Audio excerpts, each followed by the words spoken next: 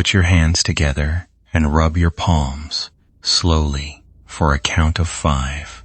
Feel that, a little warmth arriving out of nothing you had to buy or plan.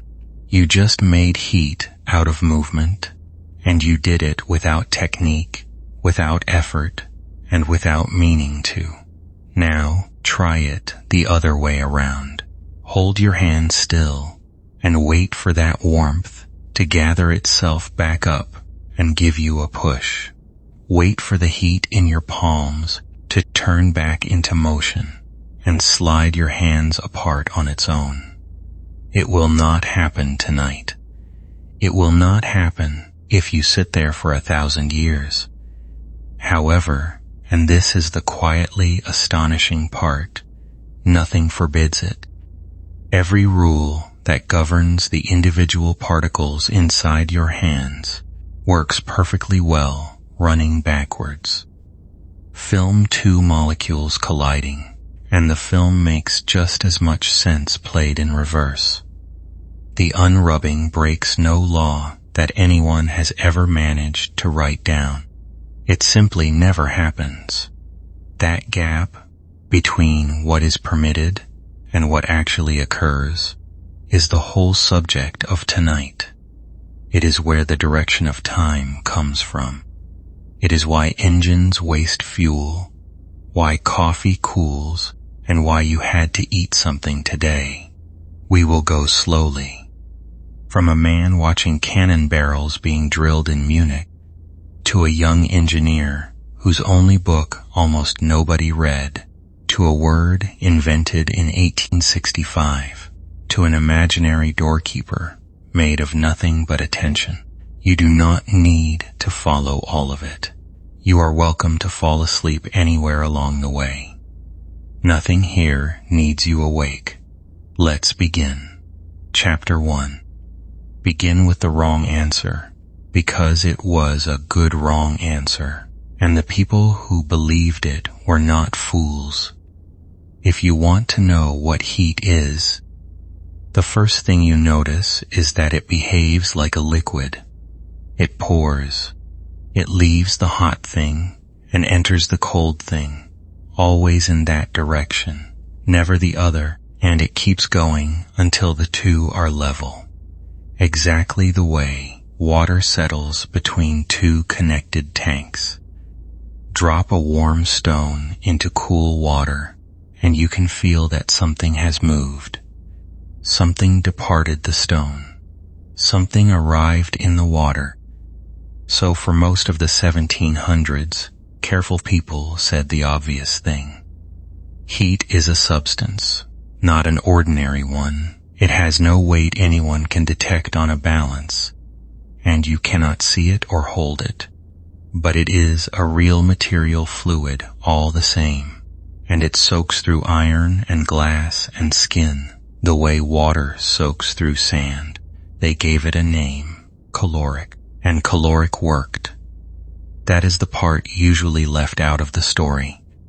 In 1789, Antoine Laurent Lavoisier published his great chemistry textbook, the one that gave oxygen and hydrogen their modern names and turned chemistry into something you could actually calculate with.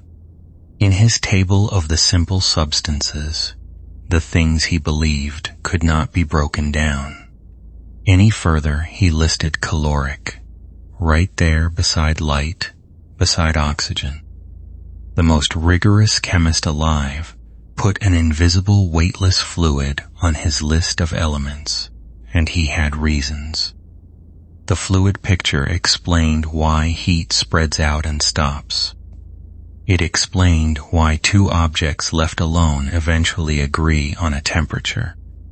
It even explained why things swell when they warm, since the particles of caloric were imagined to repel one another, wedging their way between the particles of ordinary matter and pushing them apart, and most usefully of all, it let people keep accounts.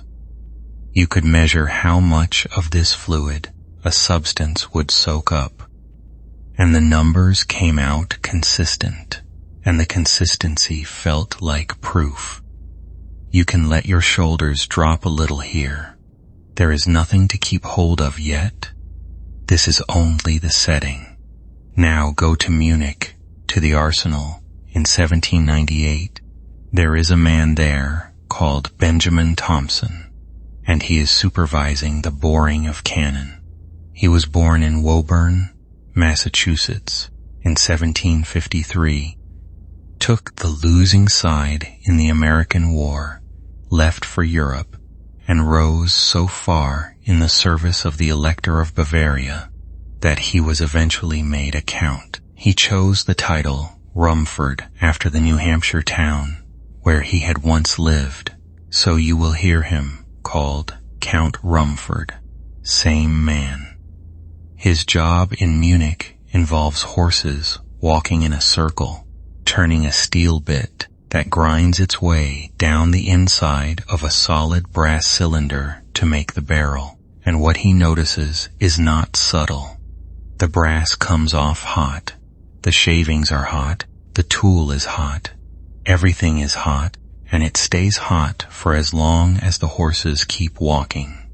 Under the fluid theory, that should not go on forever. A fluid is finite.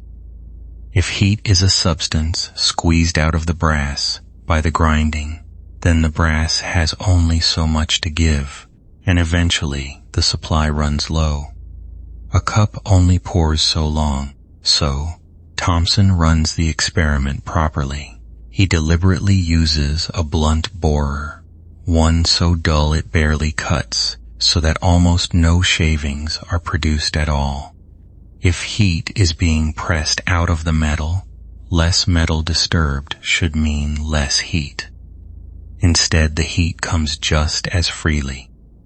Then he wraps the whole arrangement in a wooden box and fills the box with water, and he sets the horses walking, and he waits, and people gather to watch. After something like 2.5 hours, the water boils.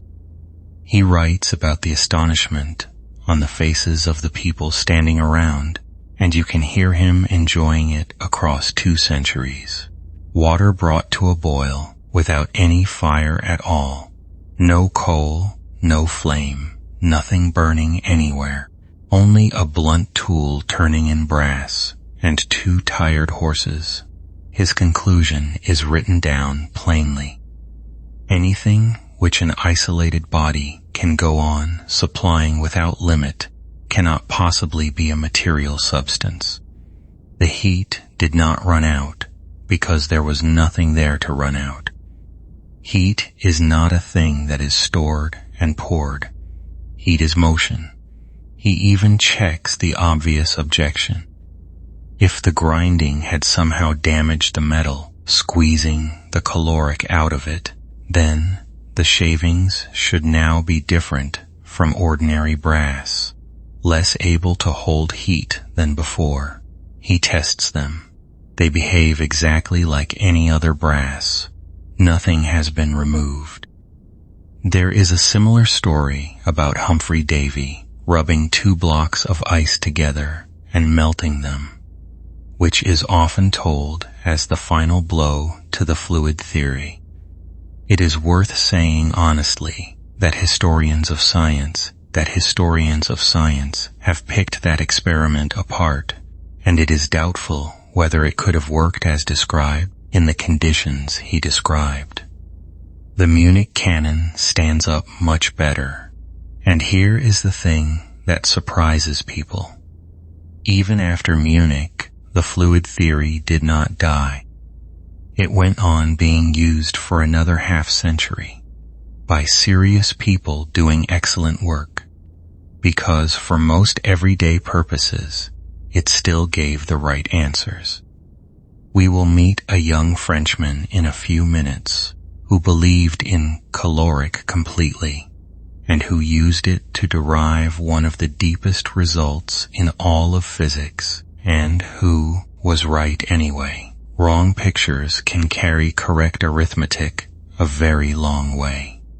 That is worth remembering the next time you feel behind on something. There is one more thread in this, and it is a human one. Antoine Laurent Lavoisier did not get old. He was executed in Paris in 1794 during the Terror at the age of 50. His wife, Marie-Anne Pauls Lavoisier, had been far more than a wife to the work.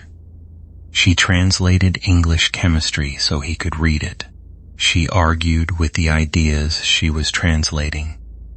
She drew the engravings of the laboratory instruments herself, and after his death she gathered his unpublished papers and saw them into print so the work would survive. 10 years later she married Benjamin Thompson. So, the widow of the man who put caloric on the list of elements married the man who spent his life arguing that caloric did not exist. The marriage was not a happy one, by all accounts, and they separated after a few years, but the picture stays with you.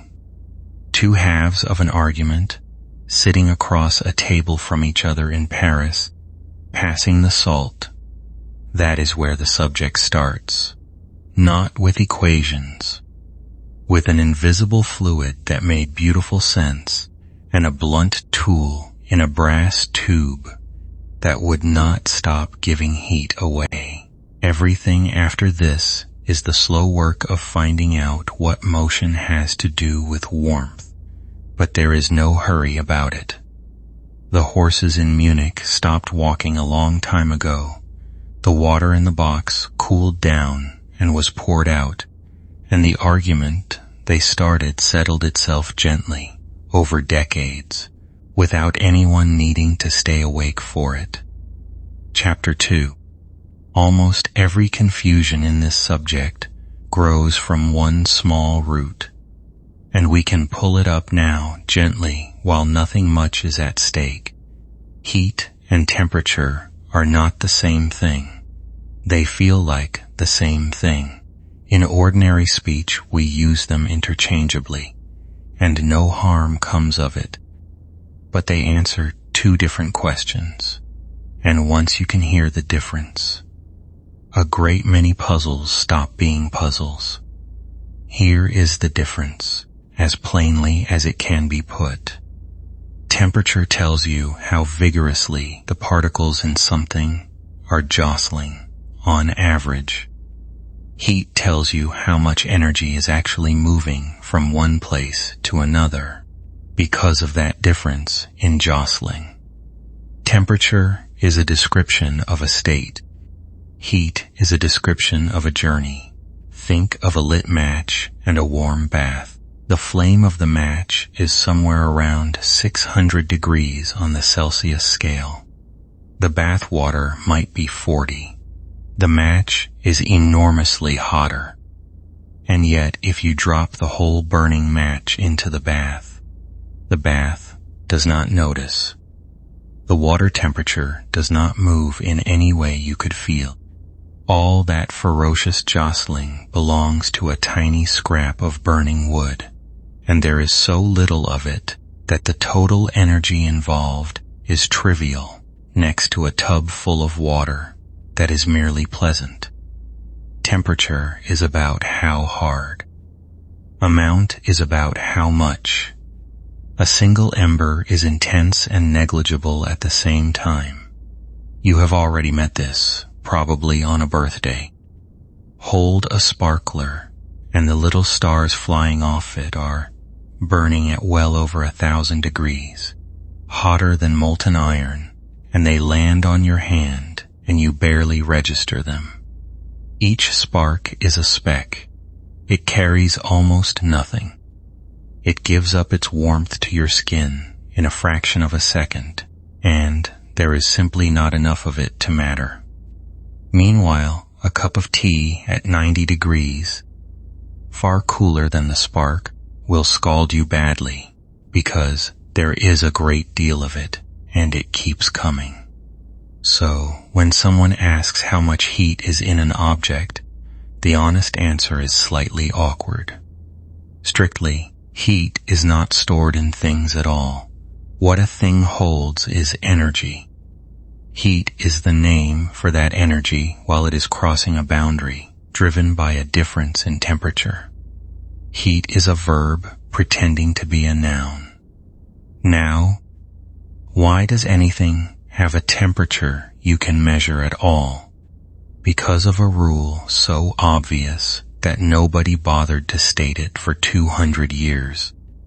If you put two things in contact and wait, they stop changing. They arrive at a shared condition and sit there. We call that thermal equilibrium. And the rule that matters is this. If one object is in equilibrium with a third, and a second object is also in equilibrium with that same third object, then those first two objects are in equilibrium with each other. Read slowly. That sounds like nothing at all. But it is the whole reason a thermometer works. The glass tube agrees with the soup. The glass tube agrees with the reference marks, B. Therefore, the soup agrees with the marks, and you can read the number without putting your tongue in the pot. Without that rule, temperature would not be a property of things. It would only be a relationship between pairs of things, and there would be no such thing as a scale.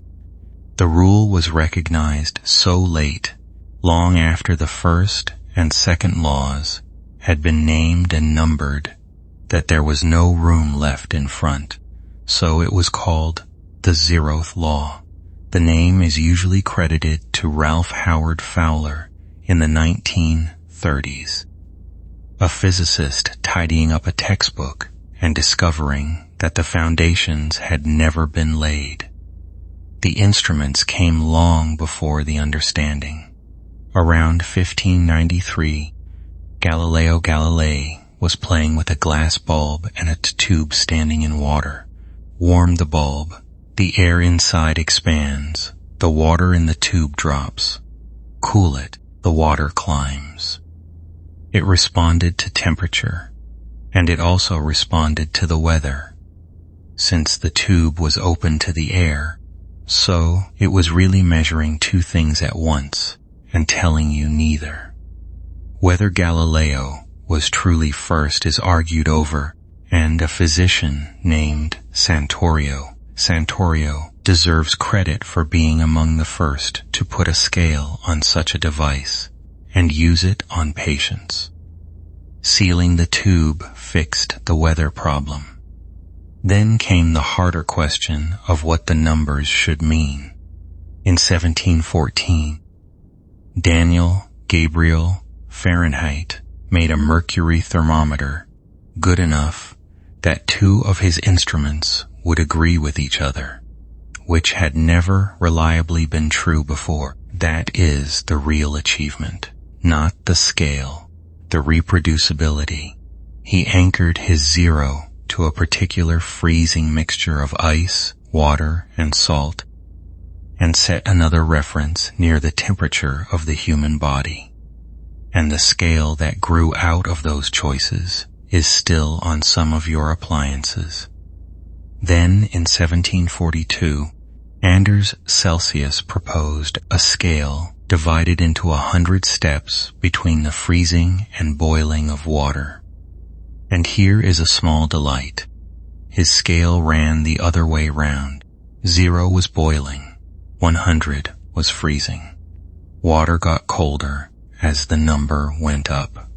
Within a few years somebody turned it over, and exactly who did it first is still argued about among historians, with the botanist Carl Linnaeus and the astronomer Martin Stromer and an instrument maker named Daniel Ekstrom all in the running. You are allowed to stop tracking the names now.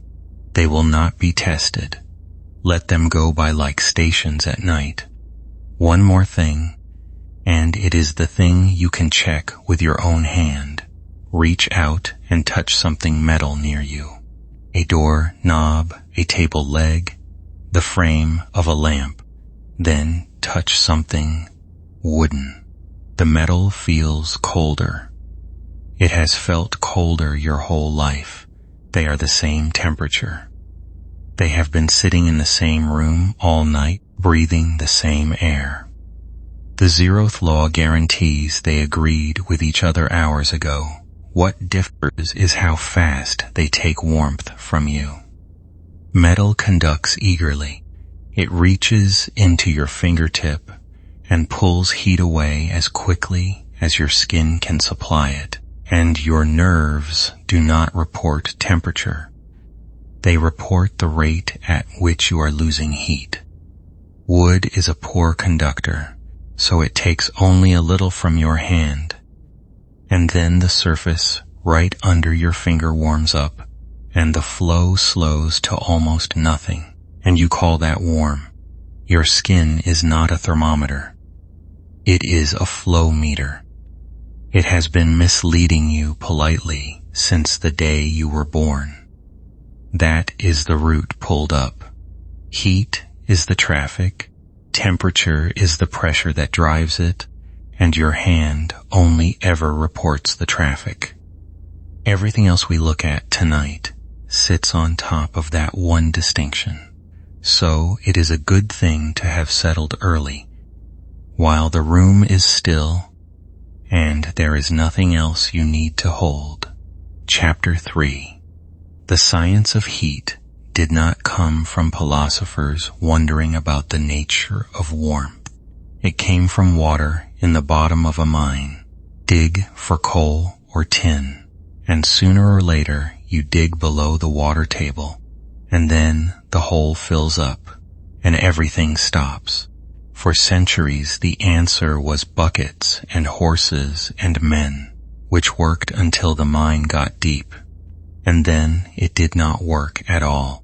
So there was money waiting for anyone who could lift water out of a hole using fire. In 1698, Thomas Savery patented a machine for exactly that, and called it the miner's friend. It used steam to make a vacuum and suck water upward, and it was dangerous and inefficient and could not lift water very far. In 1712, Thomas Newcomen built something better, a great rocking beam driven by steam that was condensed inside the cylinder to let the weight of the atmosphere push a piston down. It was enormously wasteful. It burned a shocking quantity of coal for the work it did, but it never stopped, and it worked, and versions of it stood over English mines for the rest of the century.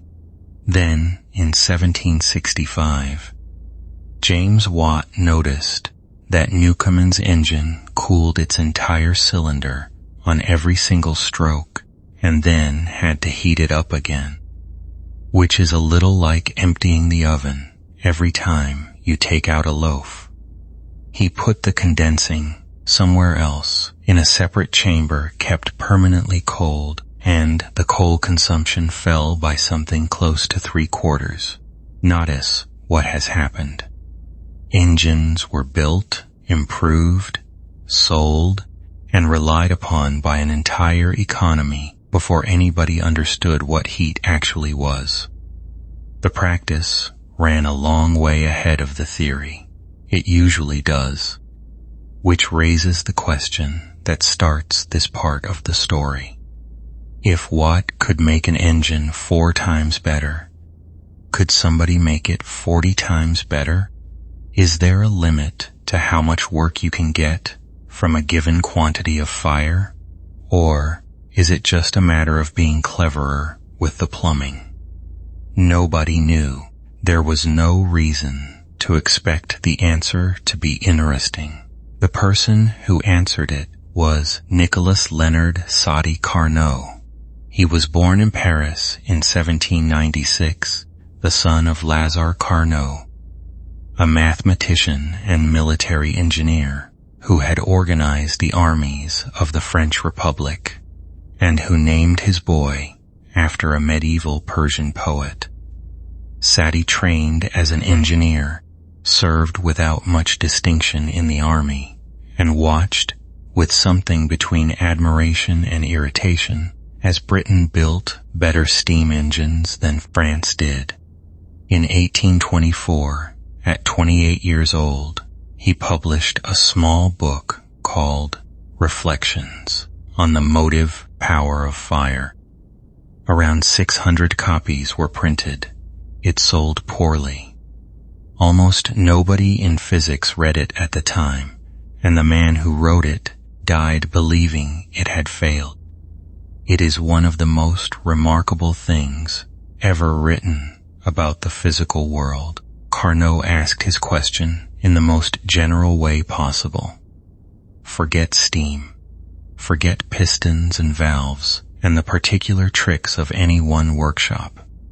Imagine any engine at all running on any substance, built by anyone, now or in the future. What can be said about all of them at once? His first answer sounds almost too simple. An engine does not run on heat. An engine runs on a difference in temperature. You cannot get work out of a warm thing on its own, however warm it is. You need somewhere hotter and somewhere colder, and the work appears while heat passes between them. The fire is only half of the machine. The other half is the cold river, or the cold air, or the condenser watt kept chilled. Take away the cold and the engine stops, no matter how fiercely the fire burns. This is the answer to a question that occurs to almost everyone eventually. The ocean is full of heat. An enormous, unimaginable quantity of thermal energy sits in the water off any coast you like. Why can a ship not simply take a little of it, cool the sea by the smallest fraction of a degree, and sail forever? Because there is nowhere for that heat to fall to. The ship is sitting in the very thing it wants to use. Heat with no colder place to go is like water in a perfectly flat lake. There is a great deal of it, and none of it can turn a wheel. That comparison was Carnot's own, and it was the engine of his thinking. He pictured heat falling from a hot body to a cold one, the way water falls from an upper pond to a lower one. And he pictured the engine as a water wheel placed in the fall, taking its share as the heat came down. The work you get depends on how far the heat falls, which is to say, on the difference between the two temperatures, and not on how much fluid is up there. From this, he reasoned his way to something startling. The very best engine possible is one that runs so slowly and so smoothly that it could be turned around and driven backwards without any waste. And the efficiency of that ideal engine depends on nothing whatsoever except the two temperatures it works between. Not on the working substance, not on the design, not on the century it happens to be built in, steam, air, alcohol, anything at all. Two temperatures, one ceiling, and no exceptions anywhere. And he showed why the ceiling cannot be beaten. If you had an engine better than the ideal one, you could use its extra output to drive an ideal engine backwards as a refrigerator, and the pair of them together would quietly carry heat from the cold place into the hot place forever with nothing put in.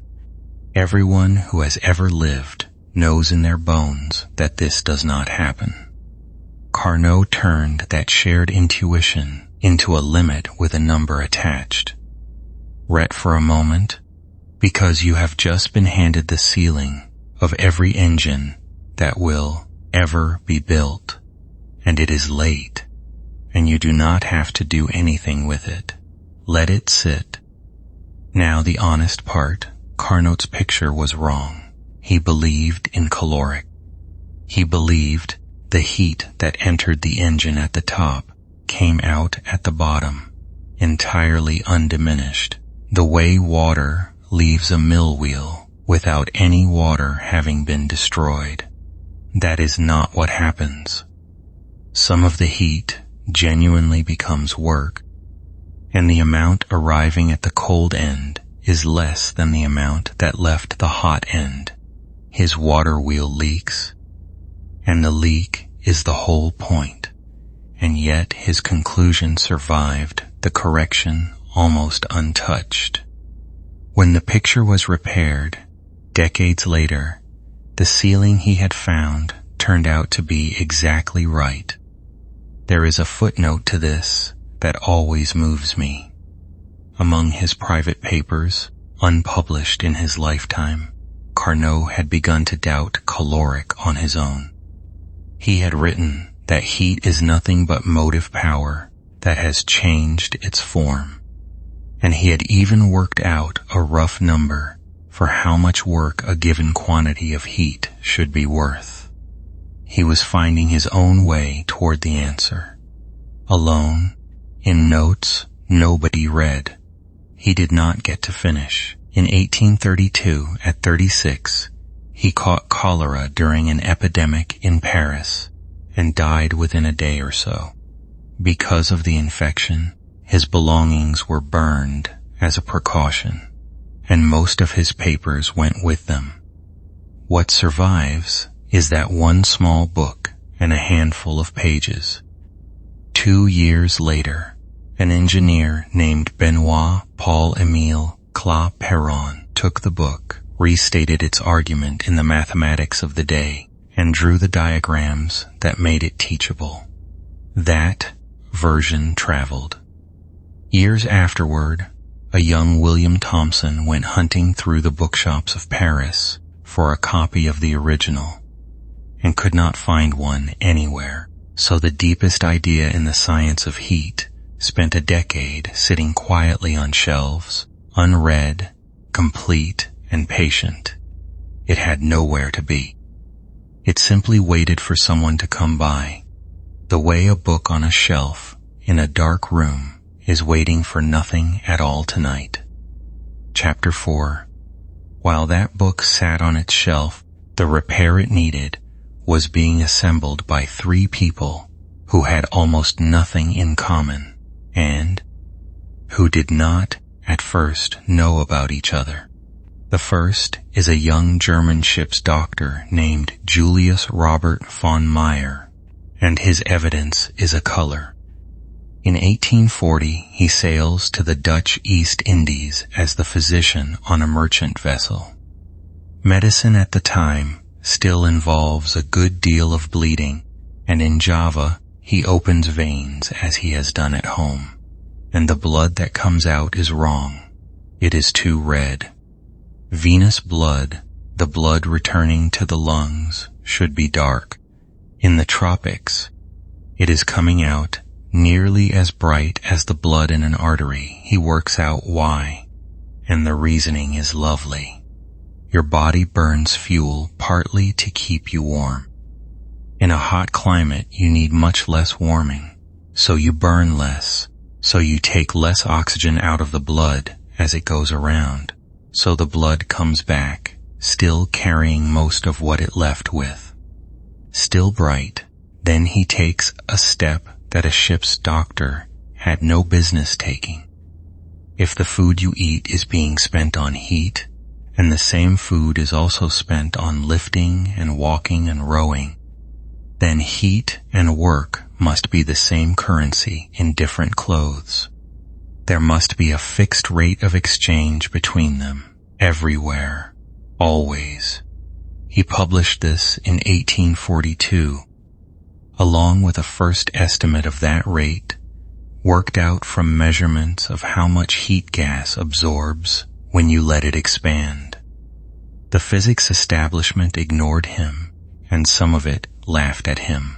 He was a doctor, not a physicist. He wrote in a style trained physicists found unbearable. The years that followed were very hard on him, and recognition arrived only when he was old, long after he had stopped expecting it.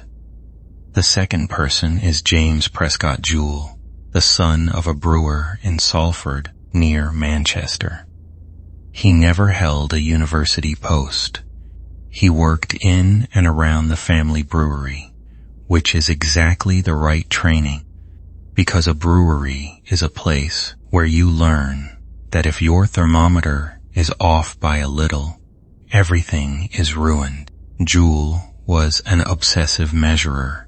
He wanted the exchange rate that Mayer had guessed at, and he wanted it measured directly, so he built an experiment that is still done in school laboratories, a bucket of water. Inside it, a set of paddles on a shaft. Outside, a cord running over a pulley to a falling weight. The weight descends a known distance, which is a known amount of work, and the paddles churn the water, and the churning warms it. Now consider what he was trying to detect. Water is stubborn stuff. It takes a great deal of energy to warm it even slightly. The temperature rise he's chasing was a small fraction of a single degree, and he had to see it clearly enough to trust it. So he made thermometers finer than anyone else's. He insulated obsessively.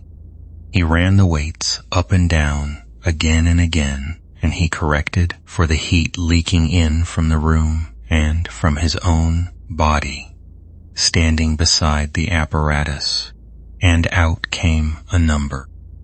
A definite quantity of mechanical work always produced the same definite quantity of heat.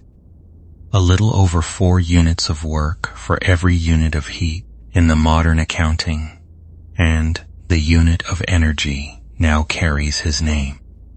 There is a charming story that Joule spent part of his honeymoon in the Alps measuring the temperature of water at the top and bottom of a waterfall, expecting it to be very slightly warmer at the bottom where the falling had stopped. William Thomson told the story of meeting him there with a long thermometer.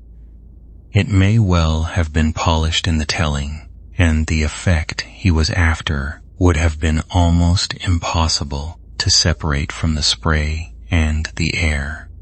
But the instinct behind it is exactly right, and it is a nice thing to picture. A man on honeymoon, standing in the noise of falling water, checking whether the universe keeps its books. The third person is Hermann von Helmholtz, who in 1847 was a young army surgeon with a wide reading habit. He took the scattered pieces from Major and Joule and from studies of muscles and electricity and falling bodies, and he wrote a paper arguing that all of it was one principle. Energy can be moved and it can change its form, but the total never changes. That is the first law of thermodynamics, and it is worth stating carefully, because the careful version contains a surprise. The energy inside a system changes only by 2 routes. Heat can flow in or out, work can be done on it or by it. Add those up honestly, and the books always balance.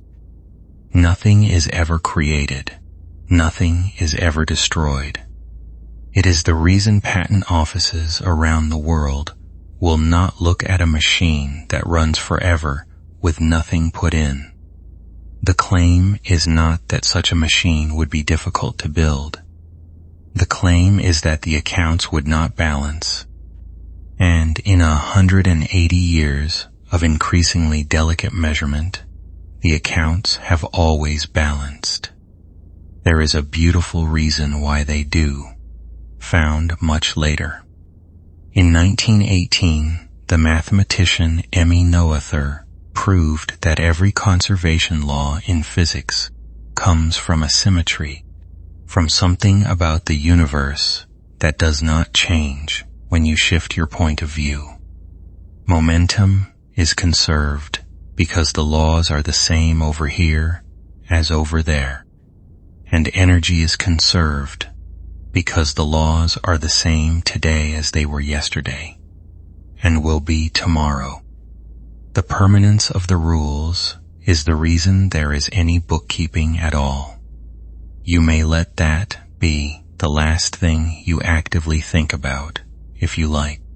The rest of this can arrive without your help, because here is the trouble the first law leaves behind. If energy is never destroyed, then nothing you did today used any of it up. The electricity that ran your lights is still in existence. The petrol burned in every car on your street is still accounted for, atom for atom, in warm exhaust and warm air and warm road. Not one unit of energy went missing. So what, exactly, are you paying for on your bill? You are not buying energy. There is no shortage of energy. There is more energy in the air of your bedroom than you would use in a day, and you cannot have any of it. What you are buying is energy in a particular condition, gathered up, concentrated, sitting somewhere hot with somewhere cold nearby, so that it can fall and do something on the way down. And every single time you use it, it comes out of the other end in a state you can never gather back up. The first law says, the amount never changes. It says nothing whatsoever about which way things go. It permits your cooling tea to pull warmth out of the room and start steaming again. Since the books would balance perfectly well either way, something else is in charge of direction. A man named Rudolf Clausius found it and gave it a name, and we will come to that name slowly and without hurry. For now it is enough that nothing is missing. Everything that has ever been spent is still here, somewhere, spread thin and warm and harmless, in the walls and the air and the ground under the house. The books balance tonight, as they always have, and there is nothing anyone needs to look for. Chapter 5. In 1850, a German physicist looked at the two halves of the problem and saw that they were not in conflict at all, provided you were willing to say two things instead of one. Rudolf Clausius had Carnot's argument on one side, which said that work comes from heat falling between two temperatures. He had Joule's measurements on the other side, which said that heat and work are the same currency, so some of the heat must genuinely be consumed in the making of work. Carnot had assumed that nothing was consumed. That was the flaw. Clausius kept everything else. He said, in effect, that heat is conserved as energy, and separately, that heat has a preferred direction of travel. Two statements, two laws. The second one he first put in the plainest possible words. Heat never passes by itself from a colder body to a warmer one, not without something else happening at the same time, somewhere, to pay for it. That is the second law of thermodynamics, and in that form it sounds like a description of a Tuesday. Of course, the cold thing does not warm the hot thing. Everybody knows that. Your ice cubes do not heat your drink. The word doing the work is the small one. By itself, heat can absolutely be moved from cold to hot, and there is a machine doing it in your kitchen right now. The inside of your fridge is colder than the room, and heat is nevertheless being carried out of it, up the coils on the back, into the warm air of your kitchen. That is uphill traffic, and it is entirely legal, because you are paying for it at the wall. The refrigerator is a Carnot engine run backwards, exactly as Carnot said one could be. and it needs a supply of work to do its climbing. Take away the payment, and the direction is fixed forever. Left alone, differences flatten. Warm things cool, and cool things warm, and everything drifts toward agreement. William Thomson, later Lord Kelvin, stated the same law from the engine's side rather than the fridge's side. You cannot take heat out of a single reservoir and turn all of it into work with no other effect. There is no engine anywhere that just cools something down and hands you the proceeds. Max Planck later tightened the wording into the form that gets taught. And the striking thing is that Thomson's version and Clausius's version, which sound like they are about completely different machines, turn out to be the same statement. If you could build a machine that violated one, you could always rig it up to violate the other. This is where the ocean question finally closes.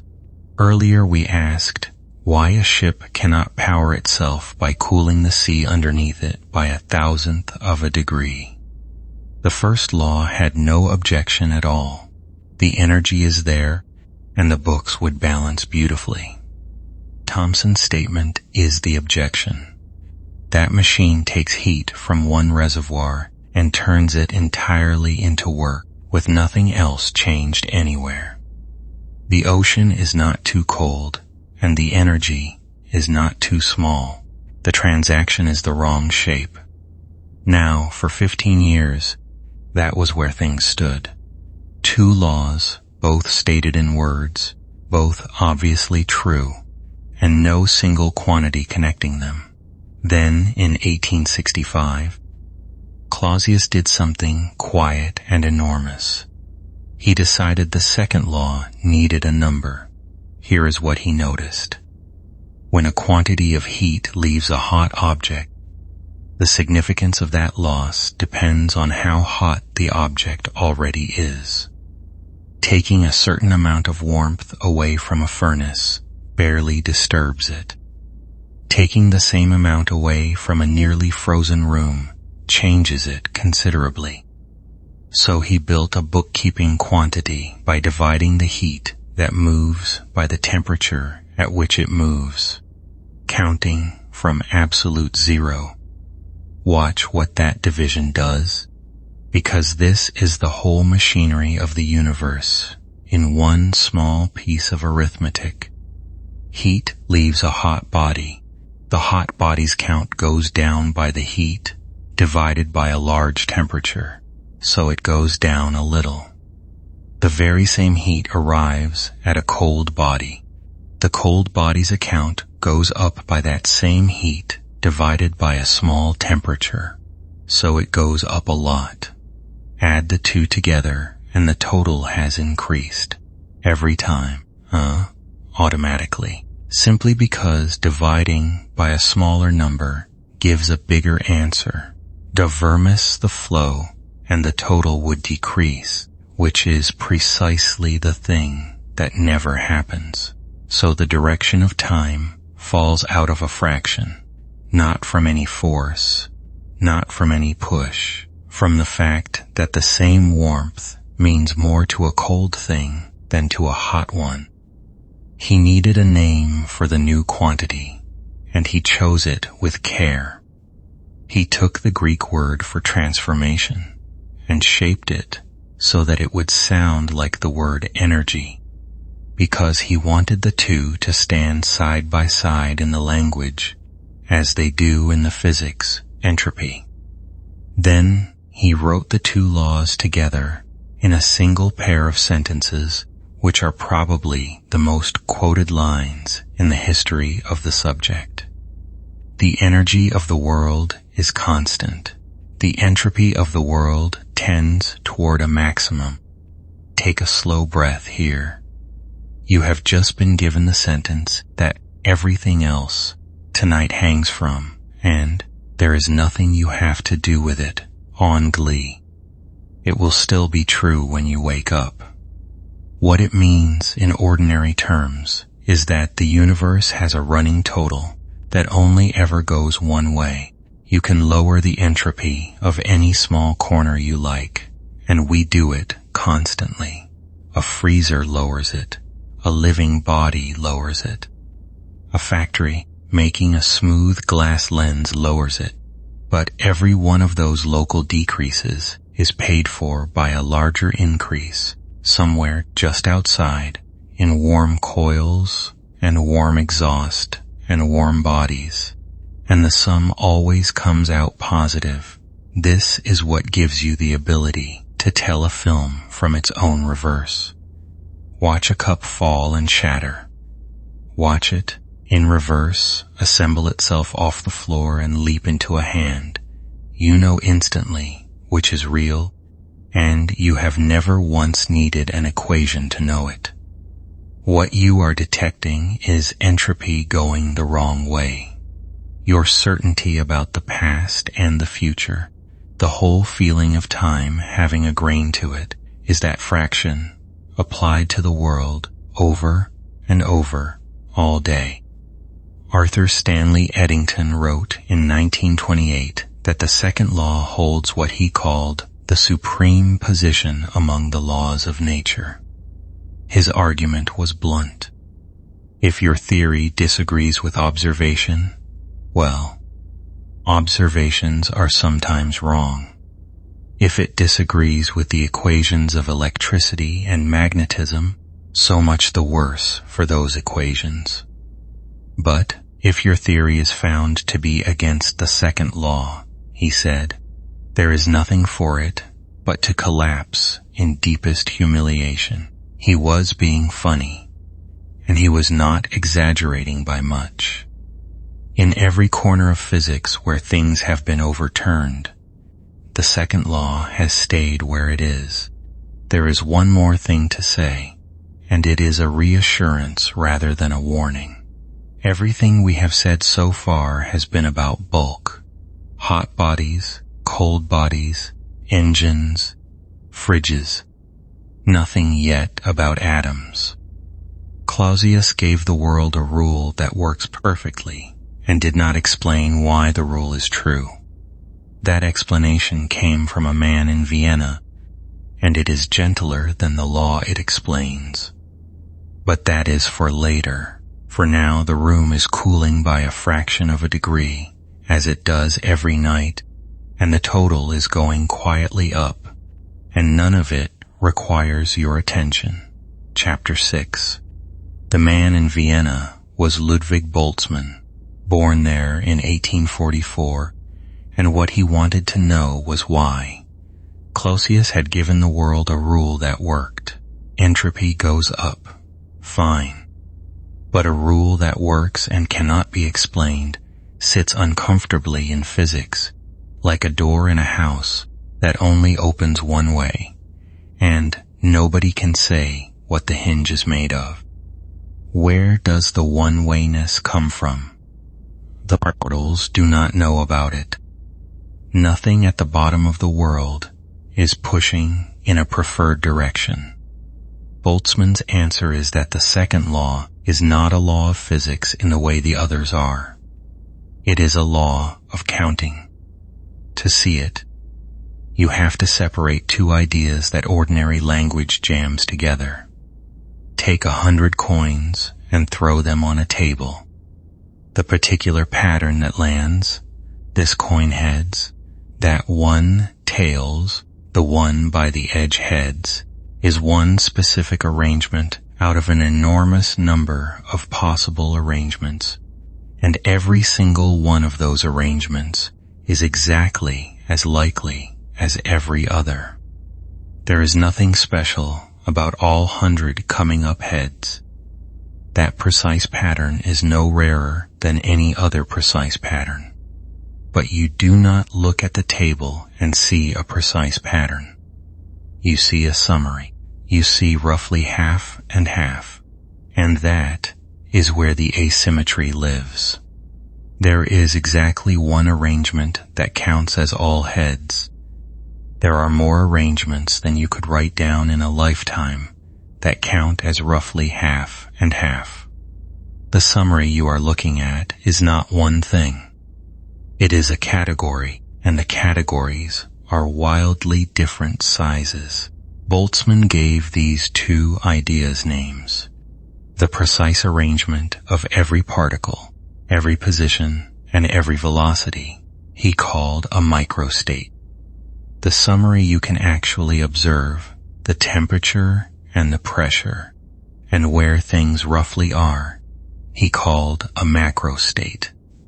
Every macrostate is a bag containing some number of microstates, and the bags are of enormously unequal size. Now the whole thing turns over. A system rattles around among its microstates constantly, blindly, with no preferences at all. It is not trying to get anywhere.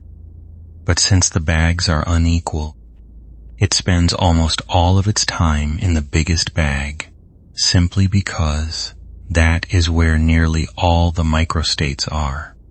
That is the second law. There is no force driving entropy upward. Systems drift from smaller bags to bigger ones, because bigger bags are bigger.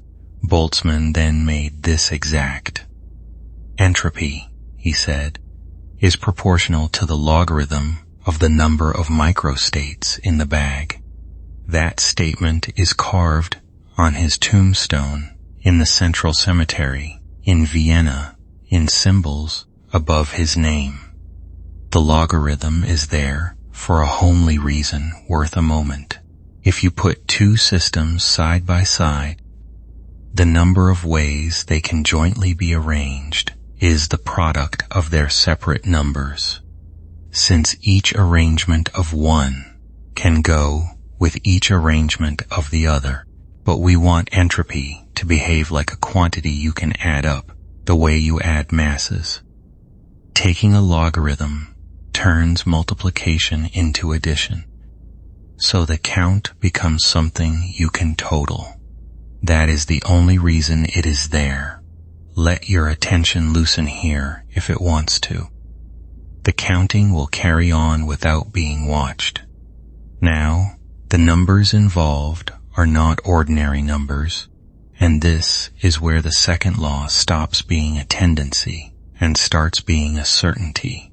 A very small quantity of gas, a few grams, contains something like 600,000 billion molecules. Not a metaphor, that is, roughly how many there are.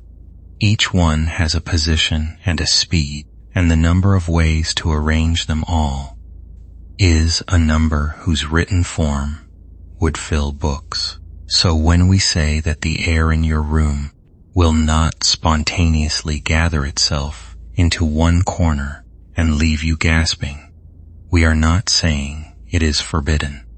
It is not forbidden. Every molecule is perfectly free to be over there rather than here. We are saying that the bag containing all the arrangements where the air is spread out is larger than the bag where it is bunched up by a factor so vast that if you sat and waited, the sun would burn out and the stars would burn out and the waiting would not have properly started. That is why the second law feels absolute. It is not a prohibition. It is a probability so lopsided that the difference stops mattering. And here is a lovely consequence, which took another century to confirm. If the second law is only statistical, then in something small enough, it should occasionally run backwards. And it does. In tiny systems, a few particles, a bead held in a laser trap, a single stretched molecule, physicists can watch entropy briefly decrease.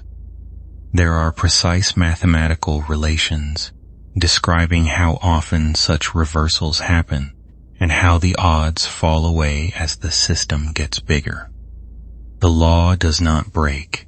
It just softens at small scale, exactly as Boltzmann said it should. There is one more part of this, and it is a matter of temperament rather than physics. Boltzmann built all of it on atoms. He assumed matter was made of enormous numbers of small real things bouncing around. Today, that sounds like the least controversial statement anyone could make.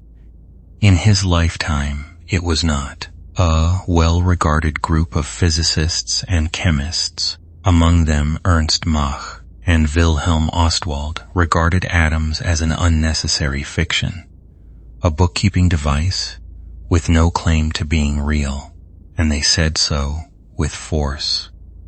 You could do thermodynamics beautifully without ever mentioning a particle, and they preferred it that way.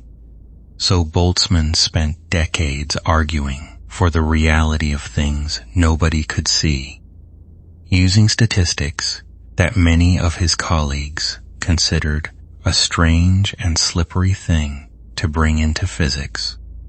He was defending both the atoms and the method at the same time. He died in 1906, before the argument was settled. Within a few years, it was settled entirely in his favor, largely through careful work on the jittering of tiny grains suspended in water, which turned out to be exactly the sort of evidence he had needed and had not lived to see used. And the strange, generous thing about his idea is how much of the fear it takes out of the second law. Nothing is being enforced. There is no hand pressing down on the world, insisting that things wear out. There is only an unimaginably large number of ways to be ordinary and a very small number of ways to be special, and a universe wandering among them without any opinion at all. The air in this room is doing that right now, quietly, in every direction at once. And it has been doing it all evening while you have been lying still. Chapter 7. Now, we should deal with the sentence that has done more damage to this subject than any other, and we can do it kindly because the sentence was only ever trying to help. Entropy is disorder. You have heard it. It is in textbooks and documentaries, and in the way people use the word at dinner. It is not exactly wrong. It is a rough translation that leaks in almost every direction, and once it leaks, everything downstream gets confusing. Start with the obvious test. Look around the room you are in. If it is tidy, the entropy is not measurably lower than if the clothes were on the floor. Moving a chair changes nothing. Making the bed changes nothing. On the scale that entropy is counted, a tidy room and an untidy room are indistinguishable because entropy is not counting where your belongings are. It is counting the arrangements of energy and molecules, and there are so unthinkably many of those that a jumper on a chair does not register at all. Tidiness is a human category. Entropy is not. If you want a better one-word gloss, use spreading. Entropy measures how spread out energy is among all the ways it could possibly be distributed. Concentrated energy, all gathered in one hot place, is low entropy. That same energy shared out evenly among a huge number of particles is high entropy. The universe is not becoming untidy, it is becoming even.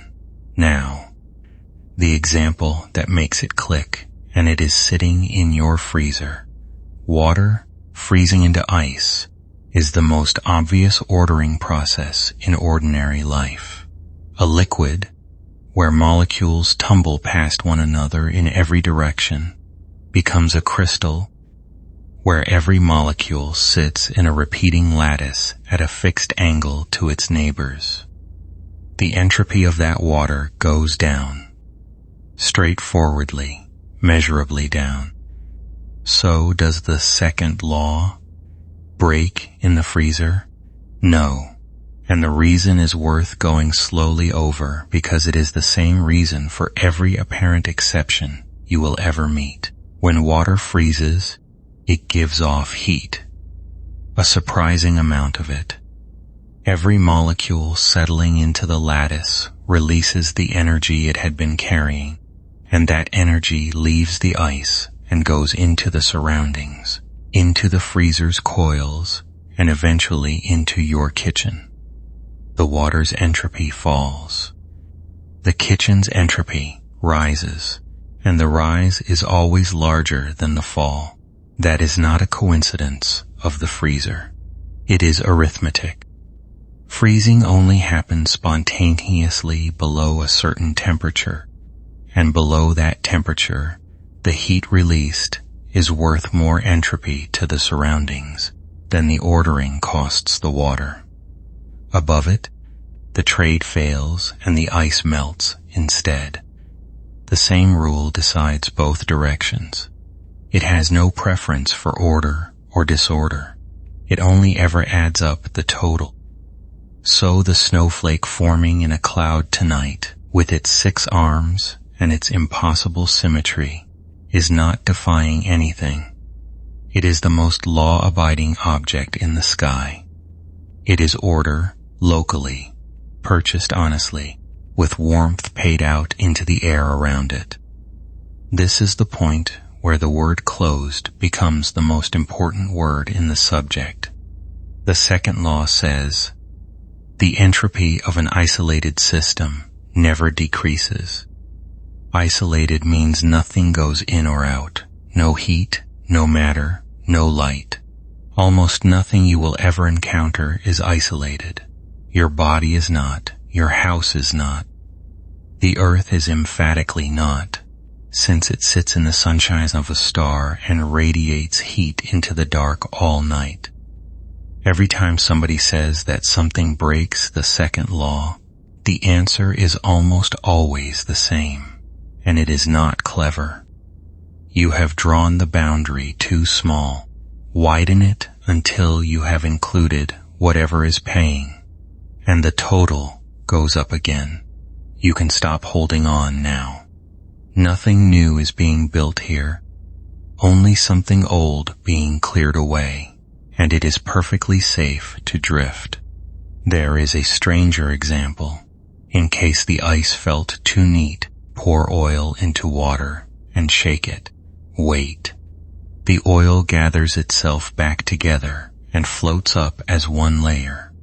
Two mixed things separating on their own, without being asked, looking for all the world, like a film run backwards. What is happening is not that oil molecules like each other. It is that water molecules, when they have to surround a scattered oil droplet, are forced to arrange themselves into an unusually constrained cage around it. That costs the water a great deal of freedom.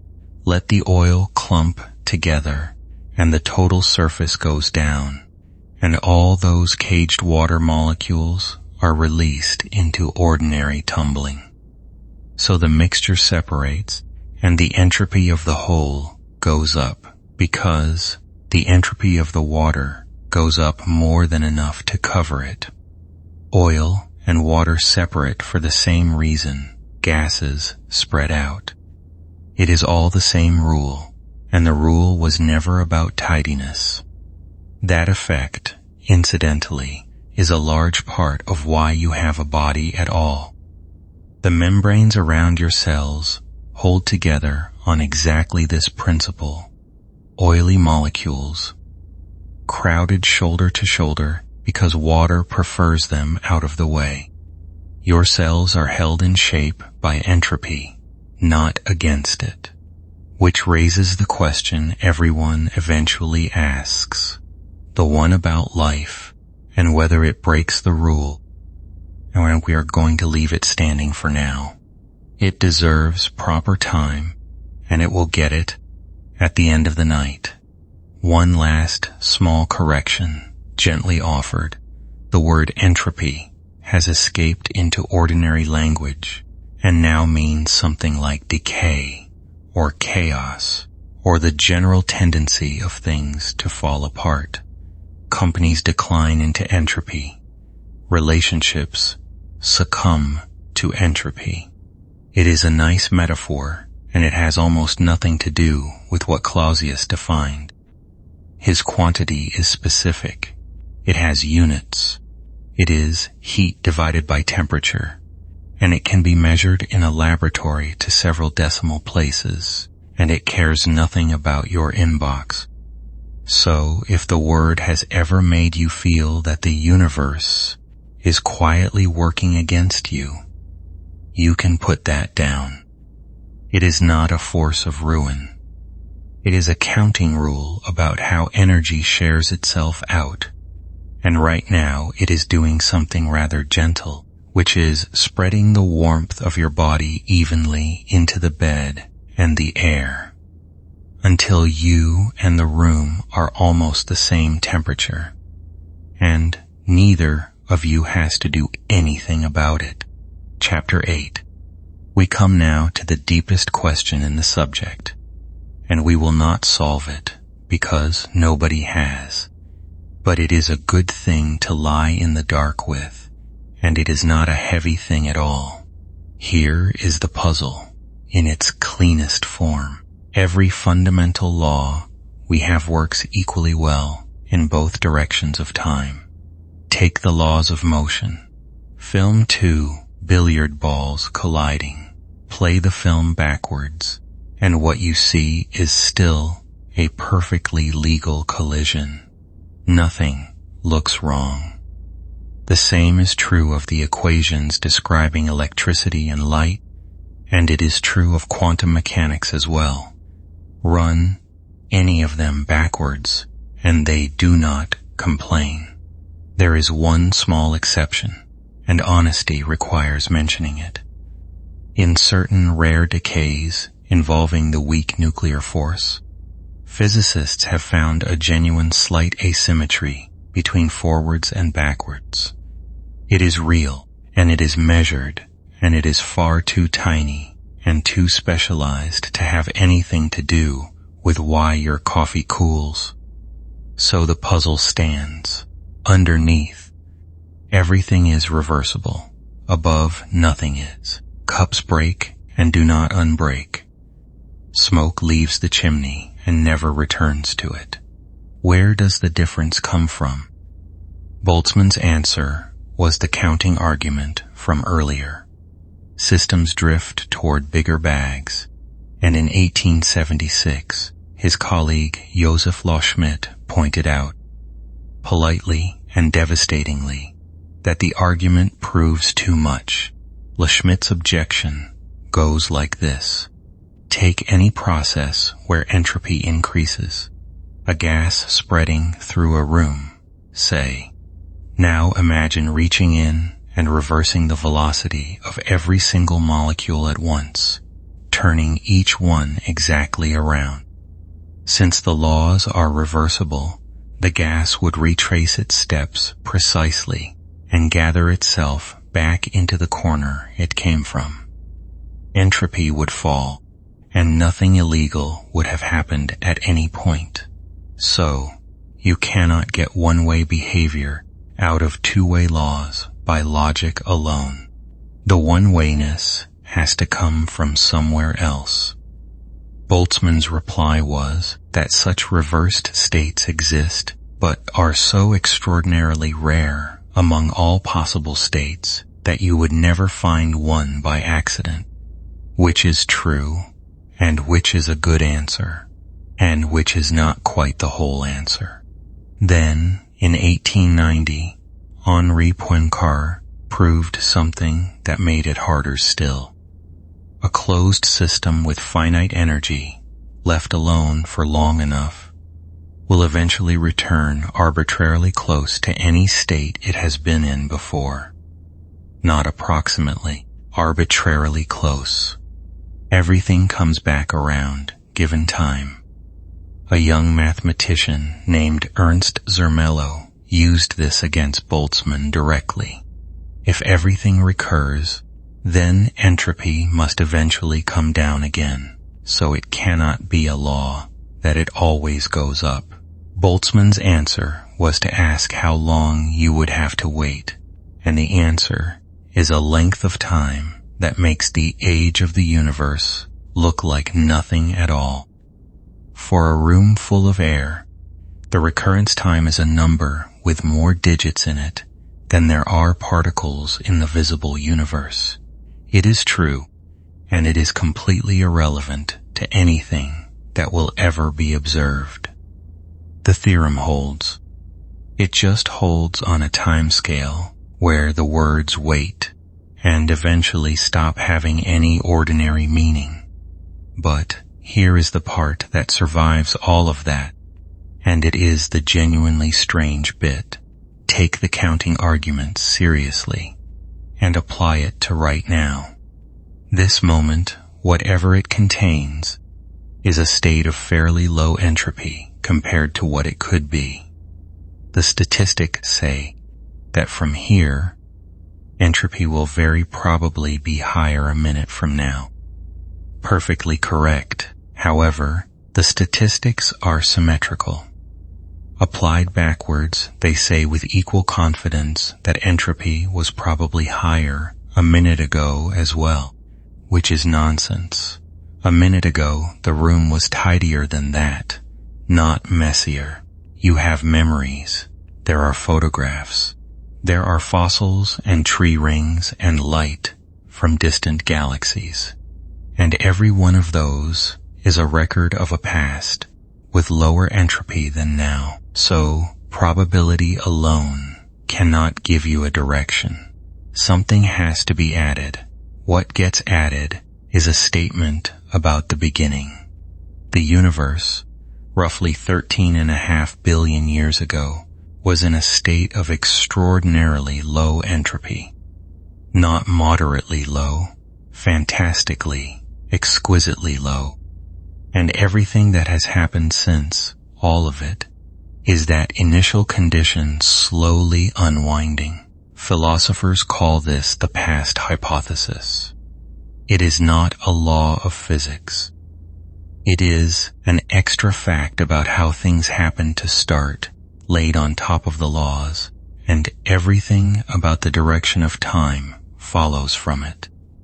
The reason you remember yesterday and not tomorrow, the reason effects follow causes, the reason cream stirs into coffee and never out of it, all of it traces back to the condition of the universe before there was anyone to notice. Now, there is a wrinkle in this that is genuinely delightful, so stay with me for a moment longer if you are still here. The early universe was almost perfectly smooth. Matter spread evenly. Temperature nearly the same in every direction, which is exactly what the oldest light in the sky shows us. And smooth sounds like high entropy. Spread out, even. Everything we have said tonight suggests that ought to be the ending, not the beginning. The resolution is gravity. When gravity matters, the counting changes. Gravity pulls things together, so a smooth spread of matter is not the state with the most arrangements. The clumped state is. Under gravity, entropy increases by gathering, not by spreading, and the universe has been doing precisely that ever since, collecting gas into galaxies and galaxies into clusters, and gas into stars. The smoothness at the start was the lowest entropy condition imaginable, and it did not look like it. Why the universe began that way is not settled. There are proposals. Some involve the very early expansion. Some involve constraints on the shape of space-time at the beginning. Some involve a much larger structure, of which our universe is a small part. Roger Penrose has argued for decades that the special initial condition is the single most important unexplained fact in physics.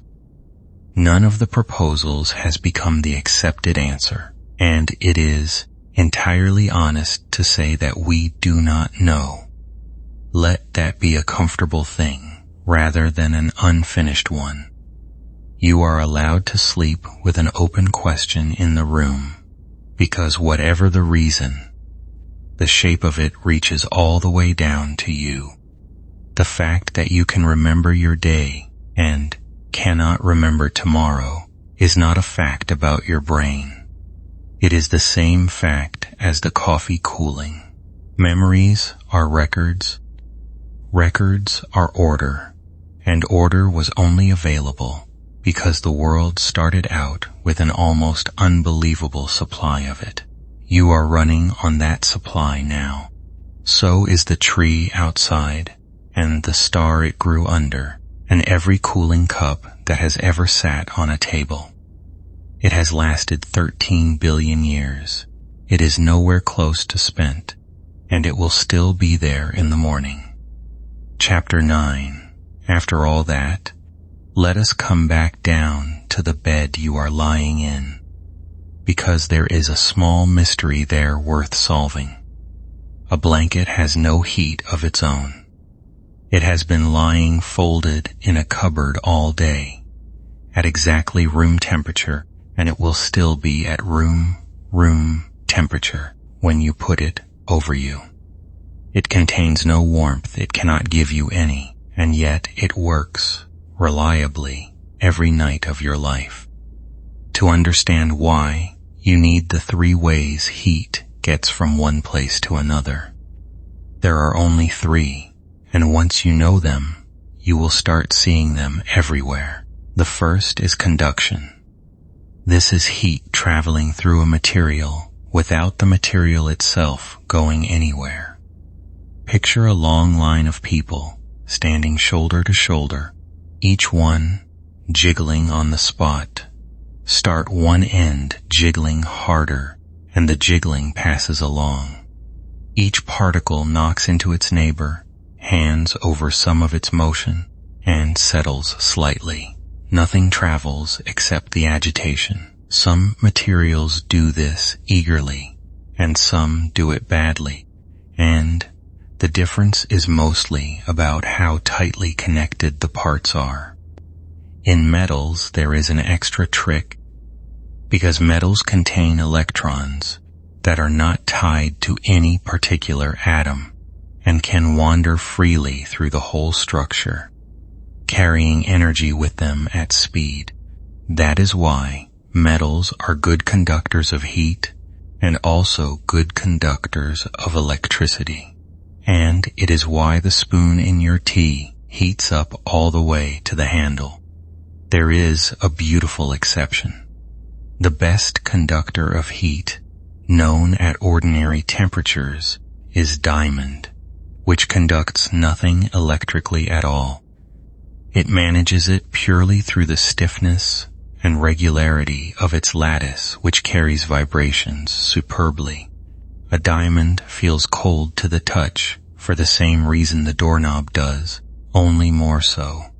Jewelers use this. Touch it to your lip, and it draws heat away faster than glass would. The second way is convection, and this one requires the material to actually move. Warm a fluid, and it expands slightly, which makes it less dense, which makes it rise. Cooler fluid slides in underneath to take its place, gets warmed, and rises in turn. What you end up with is a slow circulating current, carrying heat bodily from one place to another. This is why a heater on one wall eventually warms an entire room. Why upstairs is warmer than downstairs. Why the sea breeze turns around in the evening. And why the sun's outer layers boil in enormous granular cells you can photograph. It is also why a candle flame has the shape it has. That familiar teardrop pointed at the top exists because hot gas is rising away from the wick and pulling fresh air in below. Take the flame somewhere without gravity, on a space station, and nothing rises, because nothing weighs anything. The flame becomes a small blue sphere sitting quietly around the wick, fed only by air drifting slowly inward on its own. Astronauts have photographed this. A candle in orbit looks nothing like a candle. The third way is radiation, and it is the only one that needs no material whatsoever. Everything with any temperature at all gives off light. Not always light you can see, but light in the true sense. Electromagnetic waves streaming outward, carrying energy away. It is how the sun reaches you across 150 million kilometers of nothing. There is no air out there to conduct and no fluid to circulate. The energy simply crosses. In 1879, Yosef Stefan worked out from experimental measurements how the amount radiated depends on temperature, and 5 years later, Ludwig Boltzmann derived the same result from theory. The relationship is fierce. The energy radiated goes as the fourth power of the temperature, counted from absolute zero. Double the temperature, and the object gives off 16 times as much. That steepness is why a fire feels like a wall of warmth on your face, while a person standing at the same distance does not, because you are radiating too. Right now, every square inch of you is glowing in the infrared, and a resting adult gives off very roughly the same heat as an old-fashioned filament bulb. Put on an infrared camera, and you are the brightest thing in a dark room. Handprints fading slowly off surfaces you touched a minute ago. The warm outline where you have been sitting still visible in the chair after you get up. Some animals see this natively.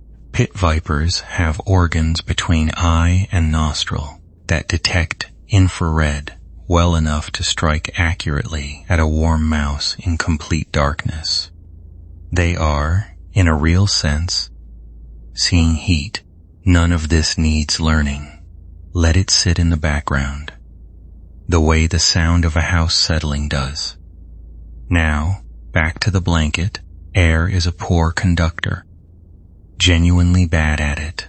If you could hold a layer of air perfectly still against your skin, it would insulate you beautifully. The trouble is that still air does not stay still. Warmed by your body, it rises and drifts away, and cool air replaces it, and convection carries your warmth off into the room all night. A blanket does not give you heat. A blanket traps air. All those fibers and loops and pockets divide the air into compartments too small to circulate properly. So convection is largely shut down, and the poor conductivity of air can finally do its job. That is also why a thick, fluffy blanket outperforms a thin, dense one of the same weight, and why layers work better than one heavy thing, and why a wet blanket is useless, since the water fills the pockets and conducts far better than the air it replaced. Wrap a stone in the same blanket and nothing happens. It stays cold forever. The blanket has nothing to give. The complete version of this idea is the vacuum flask, built by James Dewar in 1892 for keeping liquefied gases cold in his laboratory. It defeats all three roots at once. Two walls with the air pumped out between them, so there is nothing to conduct and nothing to circulate. Then both facing surfaces silvered, so that radiation is reflected straight back where it came from. The only weak point left is the thin neck of glass joining the walls, and that is why a flask keeps things hot for hours rather than forever. Your soup, incidentally, is a good place to notice all three at once. It cools by radiating, by warming the air above it in rising currents, and by conducting into the spoon and the bowl, and when you blow across it, you are not adding coldness. Your breath is warmer than the room. What you are doing is sweeping away the layer of hot saturated air sitting on the surface, which lets more water evaporate, and evaporation is where most of the cooling actually comes from. That is also why breathing on cold hands with an open mouth warms them, while blowing through pursed lips cools your soup. Same lungs, same temperature, different jet. So the blanket over you tonight is doing something rather modest and rather clever. It is holding a still layer of ordinary air in place and letting your own body do the rest. Nothing is being given to you. You are simply being allowed to keep what you already have. Chapter 10. Here is something you could check at a stove tomorrow, though there is no need to get up and check anything now. Fill the pan with cold water, set it over a flame, and rest a thermometer in it. The reading climbs steadily and obediently, the way you would expect. 20 degrees, then 40, then 70, then 90.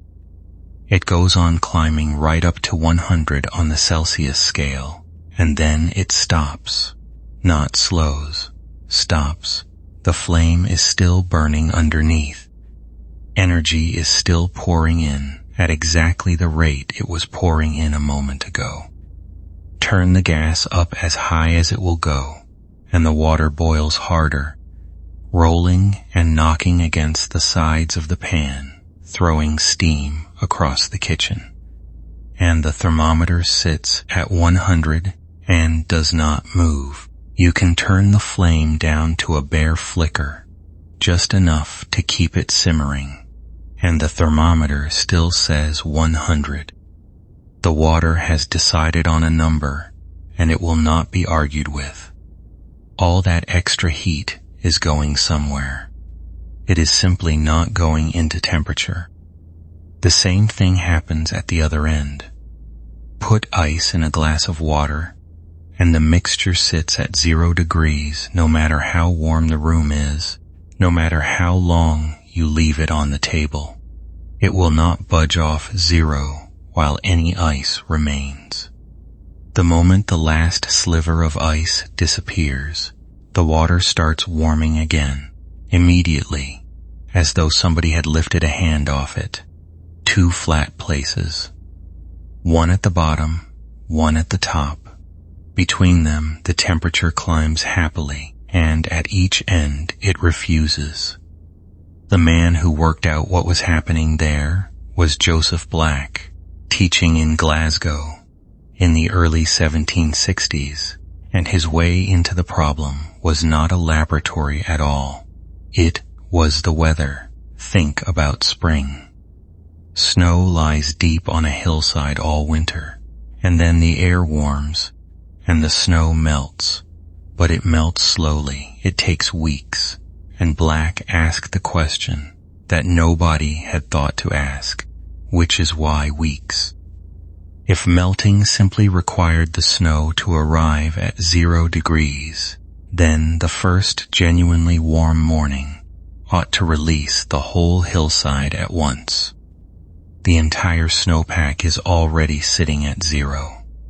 It is all at the melting point together. So the first warm hour should turn all of it into water simultaneously, and every valley in Scotland should be swept away every March. That does not happen. The snow takes its time. Therefore, Black reasoned, arriving at 0 is not enough. Something more must be paid before ice will consent to become water, and paying it takes a while. So he measured it. He took ice at the melting point and water at the melting point, applied heat to each at a steady rate, and compared. The result is larger than anyone expected. To melt a given amount of ice, holding the temperature dead, still at zero the whole time, takes roughly as much heat as it would take to warm that same water from freezing to about 80 degrees. All of that energy goes in. None of it registers on the thermometer. He called it latent heat. Hidden heat. Heat that is present in the accounts, but absent from the reading. Boiling hides even more. Turning water at 100 into steam at 100 takes something like 7 times the energy that melting took. Put it another way. If that heat could be spent on temperature instead, it would be enough to raise the same water by more than 500 degrees if water were the sort of thing that could go that high. It is the largest hidden cost in ordinary kitchen life, and it happens quietly on every hob in the world, which leaves the question of where it goes. Temperature, remember, is jostling. It measures how vigorously the molecules are moving about. But in a solid, those molecules are also holding on to each other, and in a liquid, they are still holding on more loosely, sliding around while staying in contact. Before anything can melt, those grips have to be loosened. Before anything can boil, they have to be broken altogether, and the molecules sent flying apart into open space. Loosening a grip takes energy, and that energy does not become motion. It becomes separation. So the heat arrives, and it is spent on prizing molecules away from one another, and the ones left behind are moving no faster than before. The thermometer, which only knows about speed, sees nothing happening at all. You do not have to hold on to any of this. It will still be true in the morning, and so will the rest of the night. Once you know about latent heat, a small crowd of everyday puzzles quietly solves itself. Steam scalds far worse than boiling water, even though both are at the same 100 degrees. That seems unfair until you realize that steam landing on skin does not merely cool from 100 to body temperature. It condenses first, and condensing means giving back the entire hidden cost of boiling, all of it, into whatever it touches. A little steam carries the punch of a great deal of water. Sweet cools you for the same reason, running backwards. Every drop that evaporates off your skin has to pay the cost of separation, and it takes that payment out of you, out of the warmth of your own body. That is why sweating works, and it is also why it stops working in humid air. When the air is already crowded with water, evaporation slows almost to nothing. The payment cannot be collected, and you sit there wet and hot and no better off. A fan does not chill you. It sweeps the crowded air away so the evaporation can continue. Orange growers in Florida use the same physics in the opposite direction. On a night when frost is coming, they spray their trees with water. It sounds like the last thing you would do. But freezing water releases hidden heat rather than absorbing it, and while ice is forming on a branch, that branch is held at 0 and cannot go lower. A coat of ice becomes a blanket of a kind, and the fruit survives the night. There is one more consequence, and it changed the world rather more than the oranges did. James Watt was working in Glasgow at the time, repairing scientific instruments for the university, and he was handed a small model of a Newcomen steam engine. that would not run properly. Those engines worked by filling a cylinder with steam and then squirting cold water in to condense it, which pulled the piston down, which meant the cylinder was heated and chilled and heated again on every single stroke, and almost all the fuel went into warming that metal back up, over and over, for nothing. Watt could see the waste. Latent heat told him how enormous it was. His answer was to send the steam somewhere else to condense, into a separate chamber kept permanently cold, so the working cylinder never had to cool down at all.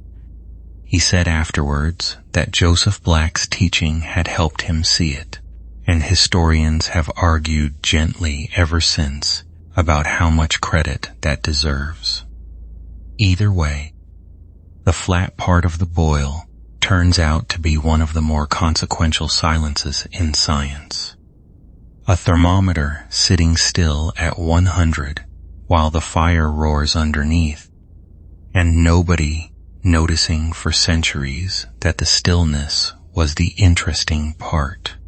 Nothing in your room is boiling tonight, but the water in the glass beside you is quietly evaporating anyway, molecule by molecule, taking a little warmth with it as it goes, and lowering the temperature of the glass by an amount so small that no thermometer you own would ever find it. Chapter 11. That glass of water is a good place to start this one, because it raises a question we have been circling all night without ever asking it directly. Why does anything happen at all? Not in the grand sense. In the small, practical, kitchen sense. Why does the water in the glass evaporate rather than sit there? Why does sugar dissolve in tea instead of staying in a heap at the bottom? Why does iron rust? And why does a battery go flat? And why does ice melt on a warm afternoon? And then, on a cold night, turn around and freeze again, using what appears to be the same physics in reverse. There has to be a rule that decides direction. And there is one. And it fits into a single idea, and the man who found it worked in near silence in a house in New Haven, Connecticut. Start with what we already have. Two things are pulling on every process in the world. The first is the ordinary downhill tendency you know from everything that falls. Systems tend to shed energy. A ball rolls to the bottom of the bowl. A stretched spring lets go. Two atoms that can bond together will do it and release warmth into the room when they do. Left alone, things slide toward the arrangement that holds the least energy. The second is the spreading tendency we spent the middle of the night on. Systems tend toward the arrangements there are more ways to have. Gas fills the room. Sugar disperses through the tea. Warmth shares itself out until nothing is left concentrated anywhere. Most of the time those two pull the same way, and nothing interesting happens. But sometimes they disagree, and when they disagree, something has to decide. Look at ice, since we left it sitting at 0 degrees a few minutes ago. Melting ice takes energy in rather than giving it out, and we measured how much. So on the first count, melting is uphill. It is the wrong direction. Ice should stay ice. But melting also takes a rigid lattice where every molecule sits at a fixed angle to its neighbors and turns it into a liquid where they tumble past one another in every direction. There are enormously more ways to be a liquid than to be a crystal. So, on the second count, melting is very much downhill. One column says no. The other says yes, and the thing that settles the argument is the temperature. This is the part worth taking slowly, because it is the hinge of the whole subject. Temperature is not just a reading, it is an exchange rate. It sets how much the spreading tendency is worth, measured against the energy tendency in a single shared currency. When it is cold, energy is expensive and spreading is cheap. The first column dominates, ice stays frozen, and the world tends toward tidy, tightly bound, low energy arrangements. When it is warm, spreading is worth a great deal more. The second column takes over and things fly apart into whatever configuration has the most ways of being. Every solid melts eventually. Every liquid boils eventually. You only have to raise the exchange rate far enough. And at exactly 0 degrees, for water, the two columns come out dead level. Neither direction is favored. Ice and water sit together in the same glass, neither one winning, which is precisely why the thermometer would not move off 0 while any ice remained. That flat place on the reading is not the water being stubborn. It is a tie. The same tie happens again at 100 degrees between liquid and steam for the same reason at a higher exchange rate. The person who made this into a single usable rule was Josiah Willard Gibbs, born in New Haven in 1839, and he spent almost his entire life within a few streets of where he was born. He took what is generally counted as the first American doctorate in engineering from Yale. In 1863, he went to Europe for 3 years to listen to the best physicists alive. Then he came home, was made professor of mathematical physics at Yale, and taught there for the first 9 years without any salary at all, living on what his family had left him. What he wrote between 1875 and 1878 is one of the most complete pieces of reasoning anyone has ever produced in physical science, and he published it in the Transactions of the Connecticut Academy of Arts and Sciences, a journal read by a small number of people in a small American town. The idea itself is a bookkeeping trick of real beauty. Rather than tracking the whole universe, which is where the second law actually applies, Gibbs found a way to fold the surroundings into the accounts, so that you only ever have to look at the thing in front of you. He combined the energy column and the spreading column into one number, with the temperature acting as the exchange rate between them. If that number goes down, the process runs by itself. If it goes up, the process will not run unless something pushes it. If it sits still, you have a tie and a glass of ice water on a table. The number is usually called the free energy, which is a slightly unfortunate name because nothing about it is free. It is the portion of the energy that is actually available to do something. Once the spreading tendency has taken its share, you can let all of that go now, if you want to. The rule keeps working whether or not anyone is following it. What surprises people is how far this one idea reaches. It tells you which way a chemical reaction will run, and how far and when it will stop. It tells you the voltage of a battery, because the voltage is simply that available portion of the energy handed out one charge at a time. It tells you at what altitude water vapor will condense into cloud. It explains why oily molecules huddle together in water which is what holds every membrane in your body in its shape.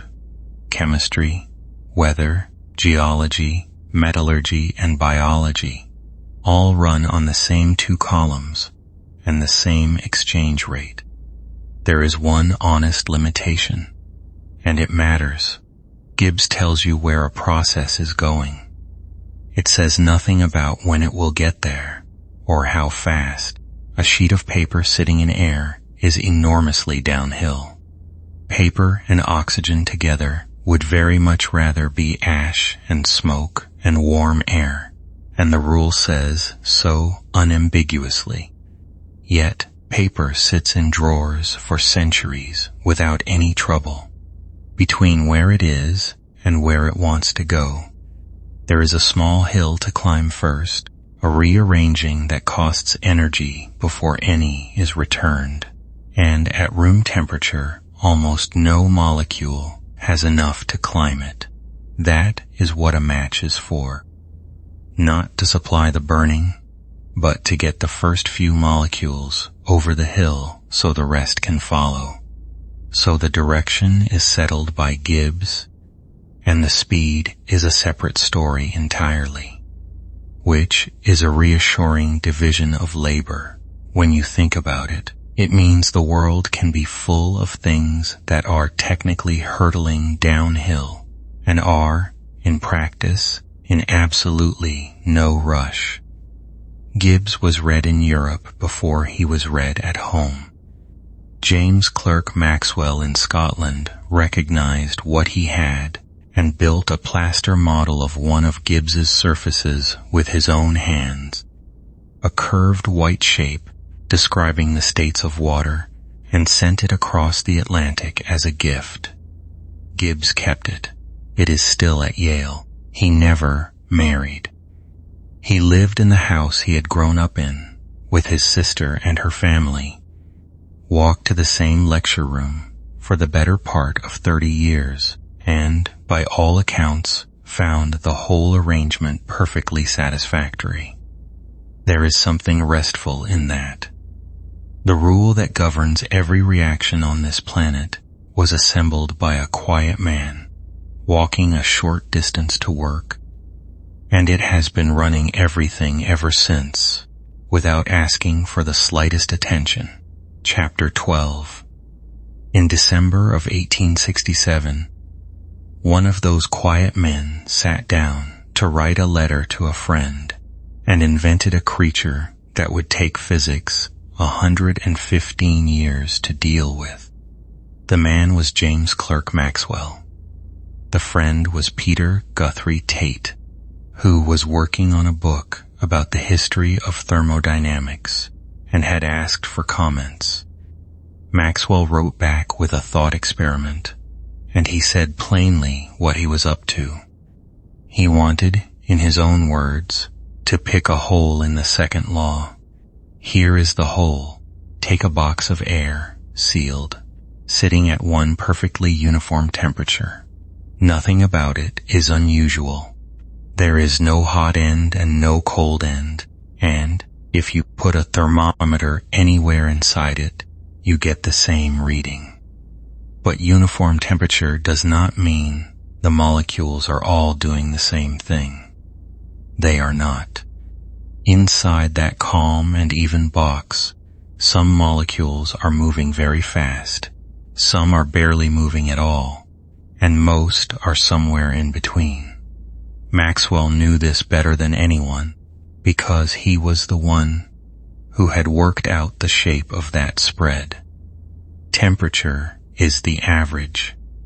Underneath the average, there is a whole crowd of individuals, and they are all different. So, now put a partition down the middle of the box with a tiny door in it, and imagine a being small enough and quick enough to see individual molecules coming. The being has one job. It watches. When a fast molecule approaches the door from the left, it opens the door and lets it through to the right. When a slow molecule approaches from the right, it opens the door and lets it through to the left. Everything else it keeps shut.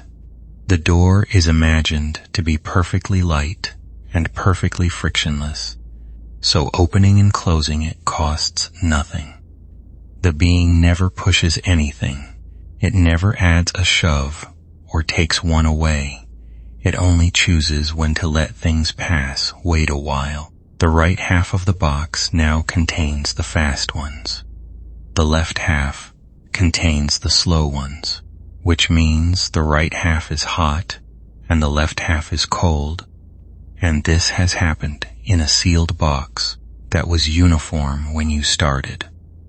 With nothing supplied from outside, you now have a temperature difference where there was none. And a temperature difference, as we know, is exactly what an engine needs. You could run a small engine off that box, then let it mix again, sort it again, run it again, forever. William Thomson, reading about this a few years later, called the creature a demon, and the name stuck. Although Maxwell disliked it, he had not meant anything wicked by it. He meant an agent, a doorkeeper, something that acts. What makes the demon serious rather than a trick is that no single step in it is illegal. Nothing is being pushed. No energy is created. Every individual event, one molecule passing through an open door, is something that happens in ordinary gases 1 trillion times a second without any trouble. The demon simply chooses which of those ordinary events to allow, and by choosing, it appears to turn the second law inside out. That is the puzzle, and it sat there for decades while very good people tried to close it. The first serious attempt said, "The demon has to see. To see, you need light, and shining light on molecules costs energy and creates entropy somewhere." This is a reasonable thought, and it was pursued carefully. But it turns out not to be the whole answer, and the reason it is not is one of the loveliest results in the subject. You are welcome to drift here. The demon has been at that door for a very long time, and it will still be there when you wake. The next step came from Leo Szilard in 1929 in a paper about what happens when an intelligent being interferes with a thermodynamic system. He stripped the whole thing down to its bones. One molecule in one box with a partition dropped down the middle of it. You look to see which side the molecule is on, and once you know, you can let it push the partition across and do a small amount of work for you. That is a complete engine, run on nothing but a single piece of knowledge. Which side the molecule is on. One yes or no. Szilard worked out how much work you could get from that, and it came out to exactly the amount that one yes or no ought to be worth at that temperature. Knowledge and entropy, for the first time, appeared in the same equation, in the same units, as the same kind of thing. Then in 1961, Rolf Landauer, working at an industrial research laboratory, asked a question that sounds like it belongs to computing rather than physics. Does thinking have to cost anything? His answer was subtle. Most of what a computer does, in principle, need not cost a thing. You can add, copy, compare, and shuffle, all in ways that could in principle be undone, and anything that can be undone can in principle be done for free. But one operation is different. Erasing. When you erase, you take many possible situations and collapse them into one. Whatever the memory held before, afterwards it holds nothing, and there is no way to look at the cleared memory and work out what used to be there. That is a narrowing.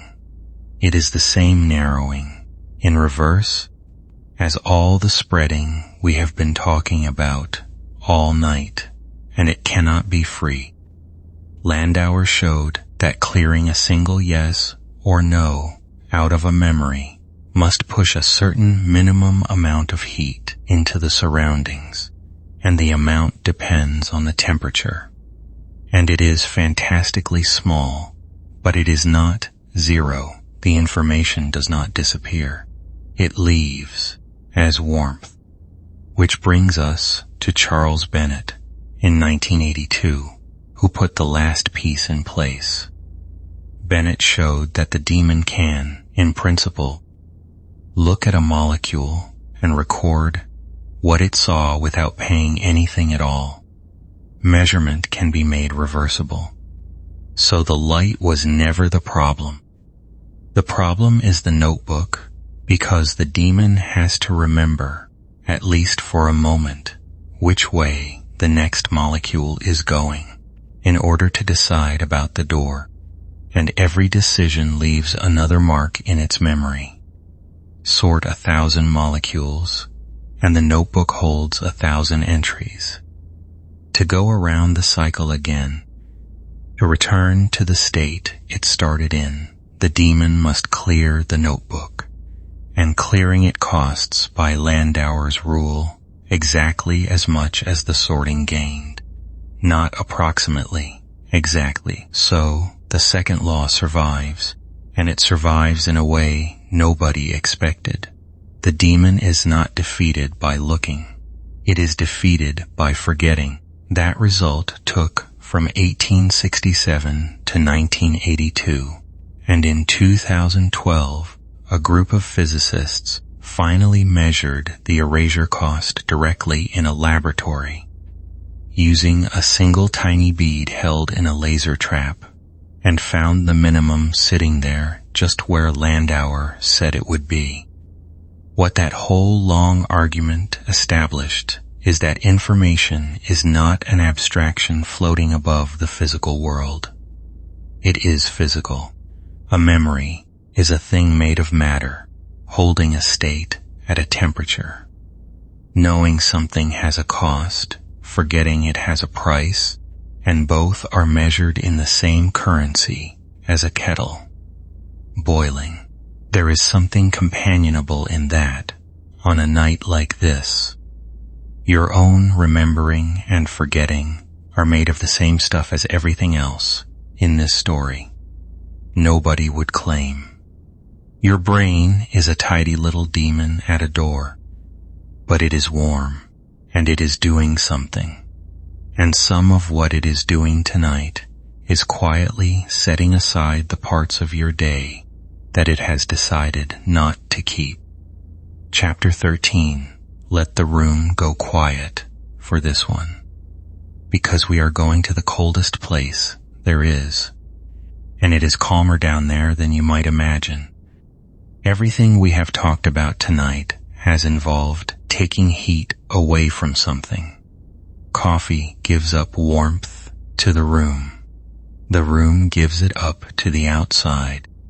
Ice water sits patiently at 0 while the last of its ice disappears. So the natural question, once you have watched enough of that, is whether it stops. If you keep taking heat away and taking it away and taking it away, is there a bottom? There is. And the first clue came from an ordinary sealed container of gas. Take a fixed amount of air in a rigid vessel and cool it, watching the pressure as you go.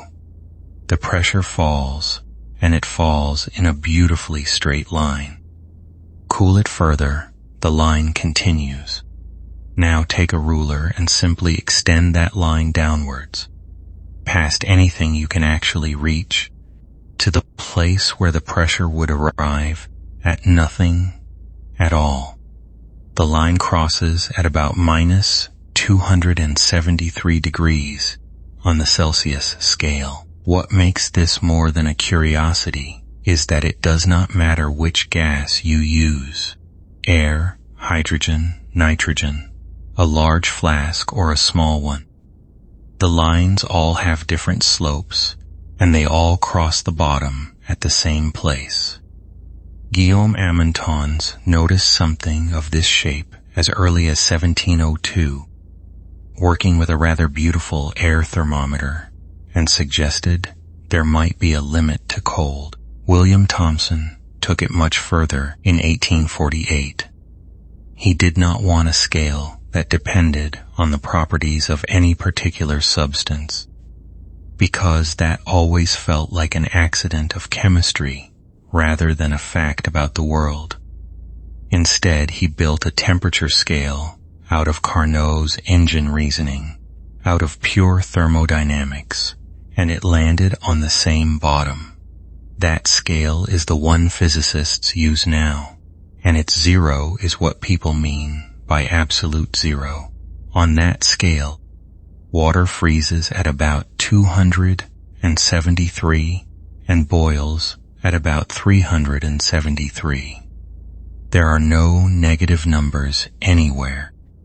You simply cannot go below the bottom, because the bottom is not a very cold temperature. It is the absence of anything left to take. That is worth sitting with for a moment. Absolute zero is not the coldest cold. It is the point where the jostling we have been describing all night has been reduced as far as it can be reduced, where there is no more energy available to remove from the motion of the parts. Everywhere else in the universe is above it, and everywhere else has something left to give. So, the obvious thing to want is to get there. And here the subject does something gentle rather than forbidding. It does not put up a wall. It stretches the road. Every method of cooling works by taking away a share of what remains. You let a gas expand, and it cools because pushing outward costs it energy. You magnetize a cold salt and then let it demagnetize, and it cools for a related reason. Each step is a proportion. Each round takes a fraction of what is left, and a fraction of a fraction of a fraction never quite arrives at nothing. Walther Nernst made this precise in 1906 in what became the third law. As a system approaches absolute zero, its entropy settles toward a fixed minimum value, and the amount you can remove in each step shrinks along with it. The consequence, spelled out afterwards, is that absolute zero cannot be reached in any finite number of steps. You can always get closer. You can never arrive. It is an asymptote rather than a barrier, which is a kinder shape, like walking toward a shoreline, where every stride covers half of what is left. There is nothing to solve here. This part of the night is only for listening to. The people who went furthest down that road found extraordinary things on the way. Heike Kamerling Anus ran a laboratory in Leiden in the Netherlands, and he made it the coldest place on the planet by a wide margin. Gas after gas had been liquefied through the 1800s, oxygen, nitrogen, hydrogen, each one requiring more effort than the last. Helium was the final holdout, refusing all of it. In 1908, after years of building the machinery, he liquefied helium at about 4 degrees above absolute zero. It came out as a clear, quiet fluid he could barely see in the glass. 3 years later, with that cold available to him, he cooled a thread of mercury down through the same region and measured its electrical resistance as it went. The resistance dropped as expected, and then, at around 4 degrees, it did not merely become small. It vanished, completely as far as any measurement could tell, and it has stayed vanished in every experiment since. A current started in a superconducting loop will simply keep going round. Nobody had predicted that. It came out of the cold as a gift, and a full explanation took another 46 years to assemble. Since then, the road has gone much further. Modern laboratories cool atoms with light itself using carefully tuned laser beams that push against an atom whenever it drifts, taking away its motion a little at a time until a cloud of atoms hangs almost stationary in a trap. That technique reaches billionths of a degree above the bottom, and refinements of it have gone lower still, which means the coldest places in the known universe are on tables in buildings on this planet. Deep space is not close. The leftover glow of the early universe keeps the emptiest space at around 2.7 degrees above absolute zero, and the coldest natural place anyone has found, a cloud of expanding gas called the Boomerang Nebula, sits at roughly 1 degree. A physics laboratory beats both by a very long way. There is one last thing, and it is the quietest fact in the subject. Even if you could arrive at absolute zero, the motion would not entirely stop. At that scale, the world is quantum, and a quantum particle is not permitted to be perfectly still in a perfectly known place. There remains an irreducible tremble, usually called zero-point motion, which cannot be cooled away because it is not a matter of heat at all. It is part of what the particle is. Helium shows this off. Cool helium as far as you like at ordinary pressure, and it never freezes. The residual tremble is enough, all by itself, to keep the atoms sliding past one another. So helium stays liquid all the way to the bottom of the scale. To make it solid, you have to squeeze it hard with pressure rather than cold. So the bottom of the world is not silence. It is the smallest possible stirring, kept going by nothing but the rules about how definite anything is allowed to be, which seems like a reasonable place to leave things for a while. Everything above that bottom is warm by comparison, including this room, including the air on your face, including you, and all of it is trembling very slightly at the smallest scale there is, in a way that has never once stopped and never will. Chapter 14. Now come back up from the bottom of scale, all the way up past the liquid helium and the laser traps, past the cold sky, into a warm room with a body in it. There is one question left, and we set it aside on purpose a long while ago, and it is time it was answered properly. The question about life, because, on the face of it, you are a problem. Everything we have said tonight describes a world that spreads out, evens off, and settles, and here you are. A great deal of matter arranged with staggering precision, holding that arrangement steady for decades, building copies of yourself out of soup and sandwiches. A single cell contains more organization than anything that has ever happened by accident in the room around it.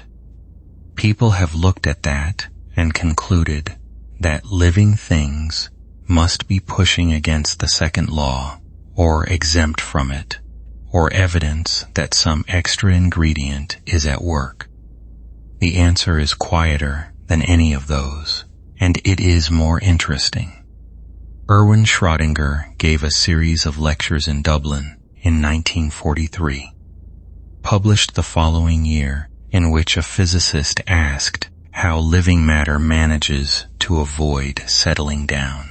His phrase was that an organism feeds on negative entropy.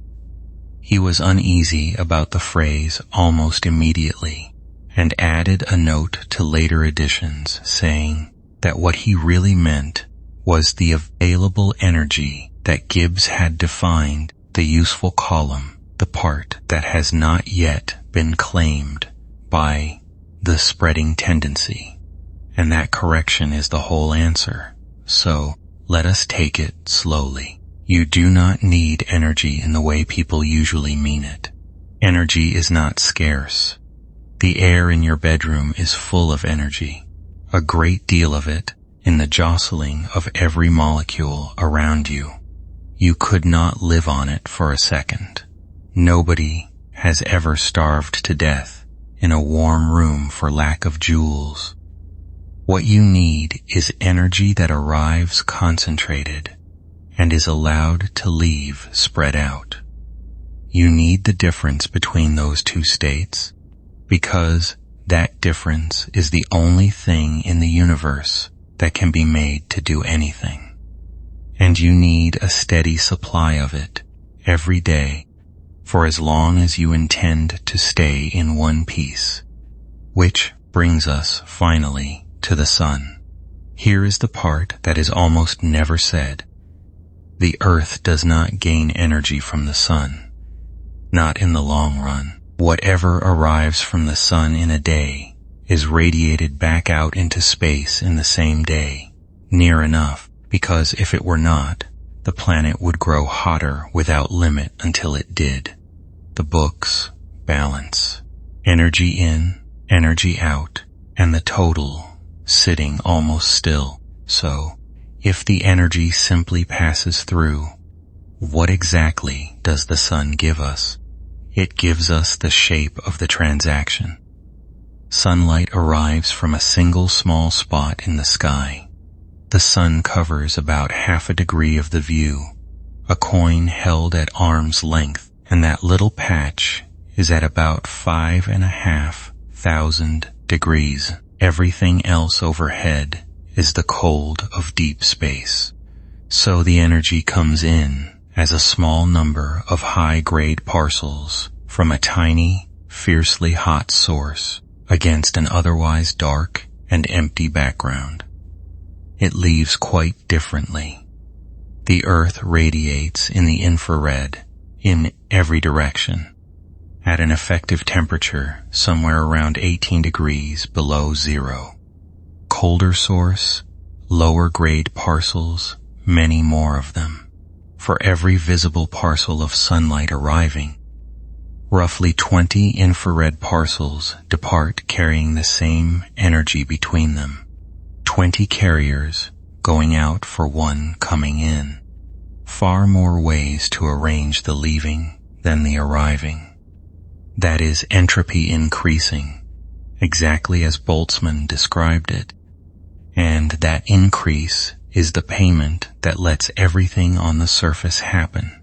Plants stand in the middle of that stream and take a small toll as it passes. Everything else on Earth either eats plants or eats something that did.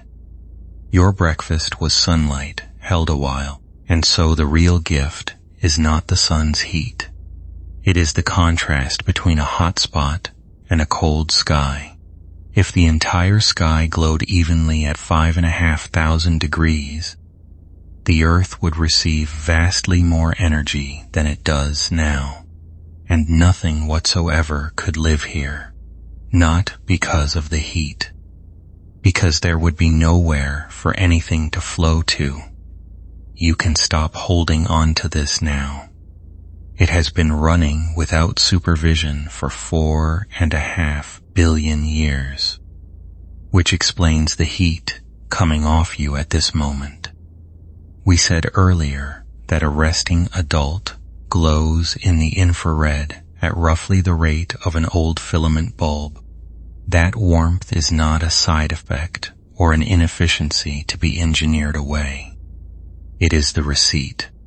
Every repair your cells made today, every ion pumped across a membrane, every protein folded, and every memory filed ran downhill in the way Gibbs described.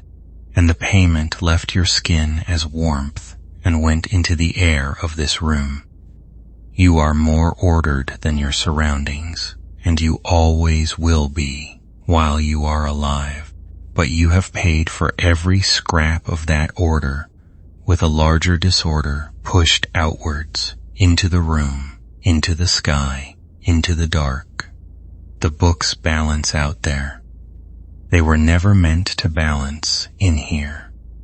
Ilya Prigogine spent a career on structures of this kind, the ones that exist only because something is flowing through them, and won the Nobel Prize in 1977 for it. A candle flame is one, and so is a whirlpool above a drain, and so is a hurricane. None of them are objects exactly. They are shapes that a flow settles into and holds for as long as the flow continues, and they vanish quietly when it stops. You are one, too, on a slower schedule, not a thing so much as a very long, very stable process, currently in progress, in a bed. How far that idea goes toward explaining how life started in the first place is genuinely not settled, and it would be dishonest to tell you otherwise. It is an active argument among careful people. What is settled is the accounting, and the accounting is clean. Nothing alive has ever broken the second law, or needed to. There is one last horizon, and we can look at it gently. In 1852, William Thomson published a short paper on what he called the universal tendency in nature toward the dissipation of energy. Follow that tendency far enough, and you arrive at the idea of a universe that has evened out completely. Every difference spent, nothing left anywhere that could flow. It has been given some heavy names over the years. It does not need them. It also rests on assumptions about the universe as a whole that nobody can currently check. Whether space goes on forever, what the accounting looks like when gravity is included properly, what the expansion is doing over the very long run, how dark energy behaves, those are open. The honest position is that we do not know how this ends, and the time scales involved are so long that the present age of the universe is not a meaningful fraction of them. So, it is not something to carry to bed. There will be stars for a very, very long time, which leaves us where we started. Rub your palms together if you have the energy, or simply remember doing it at the beginning of the night. That small warmth you made came out of your breakfast, which came from a plant which caught a parcel of sunlight, which came from hydrogen fusing in a core 150 million kilometers away. Hydrogen that was made in the first few minutes of the universe, and has been waiting ever since. The warmth went into your hands, and it is going into this room, and eventually it will leave the planet as infrared and travel outward for a very long time. And the reason it will never gather itself back up and push your hands apart is everything we have said tonight. Not a prohibition, not a force, only the fact that there are overwhelmingly more ways for it to be spread out than there are ways for it to be gathered. Caloric and the Canon, a thermometer that stops at 100, a lonely book in Paris, a word invented in 1865, a tombstone in Vienna, and a demon that lost because it had to forget. All of it describing the same simple thing, which is that the world runs on differences, and that using a difference means using it up. You have used a little of yours today. That is what the tiredness is. It is the most ordinary and most ancient feeling there is, and the answer to it is the oldest one. Rest now. Let the warmth go where it wants to go.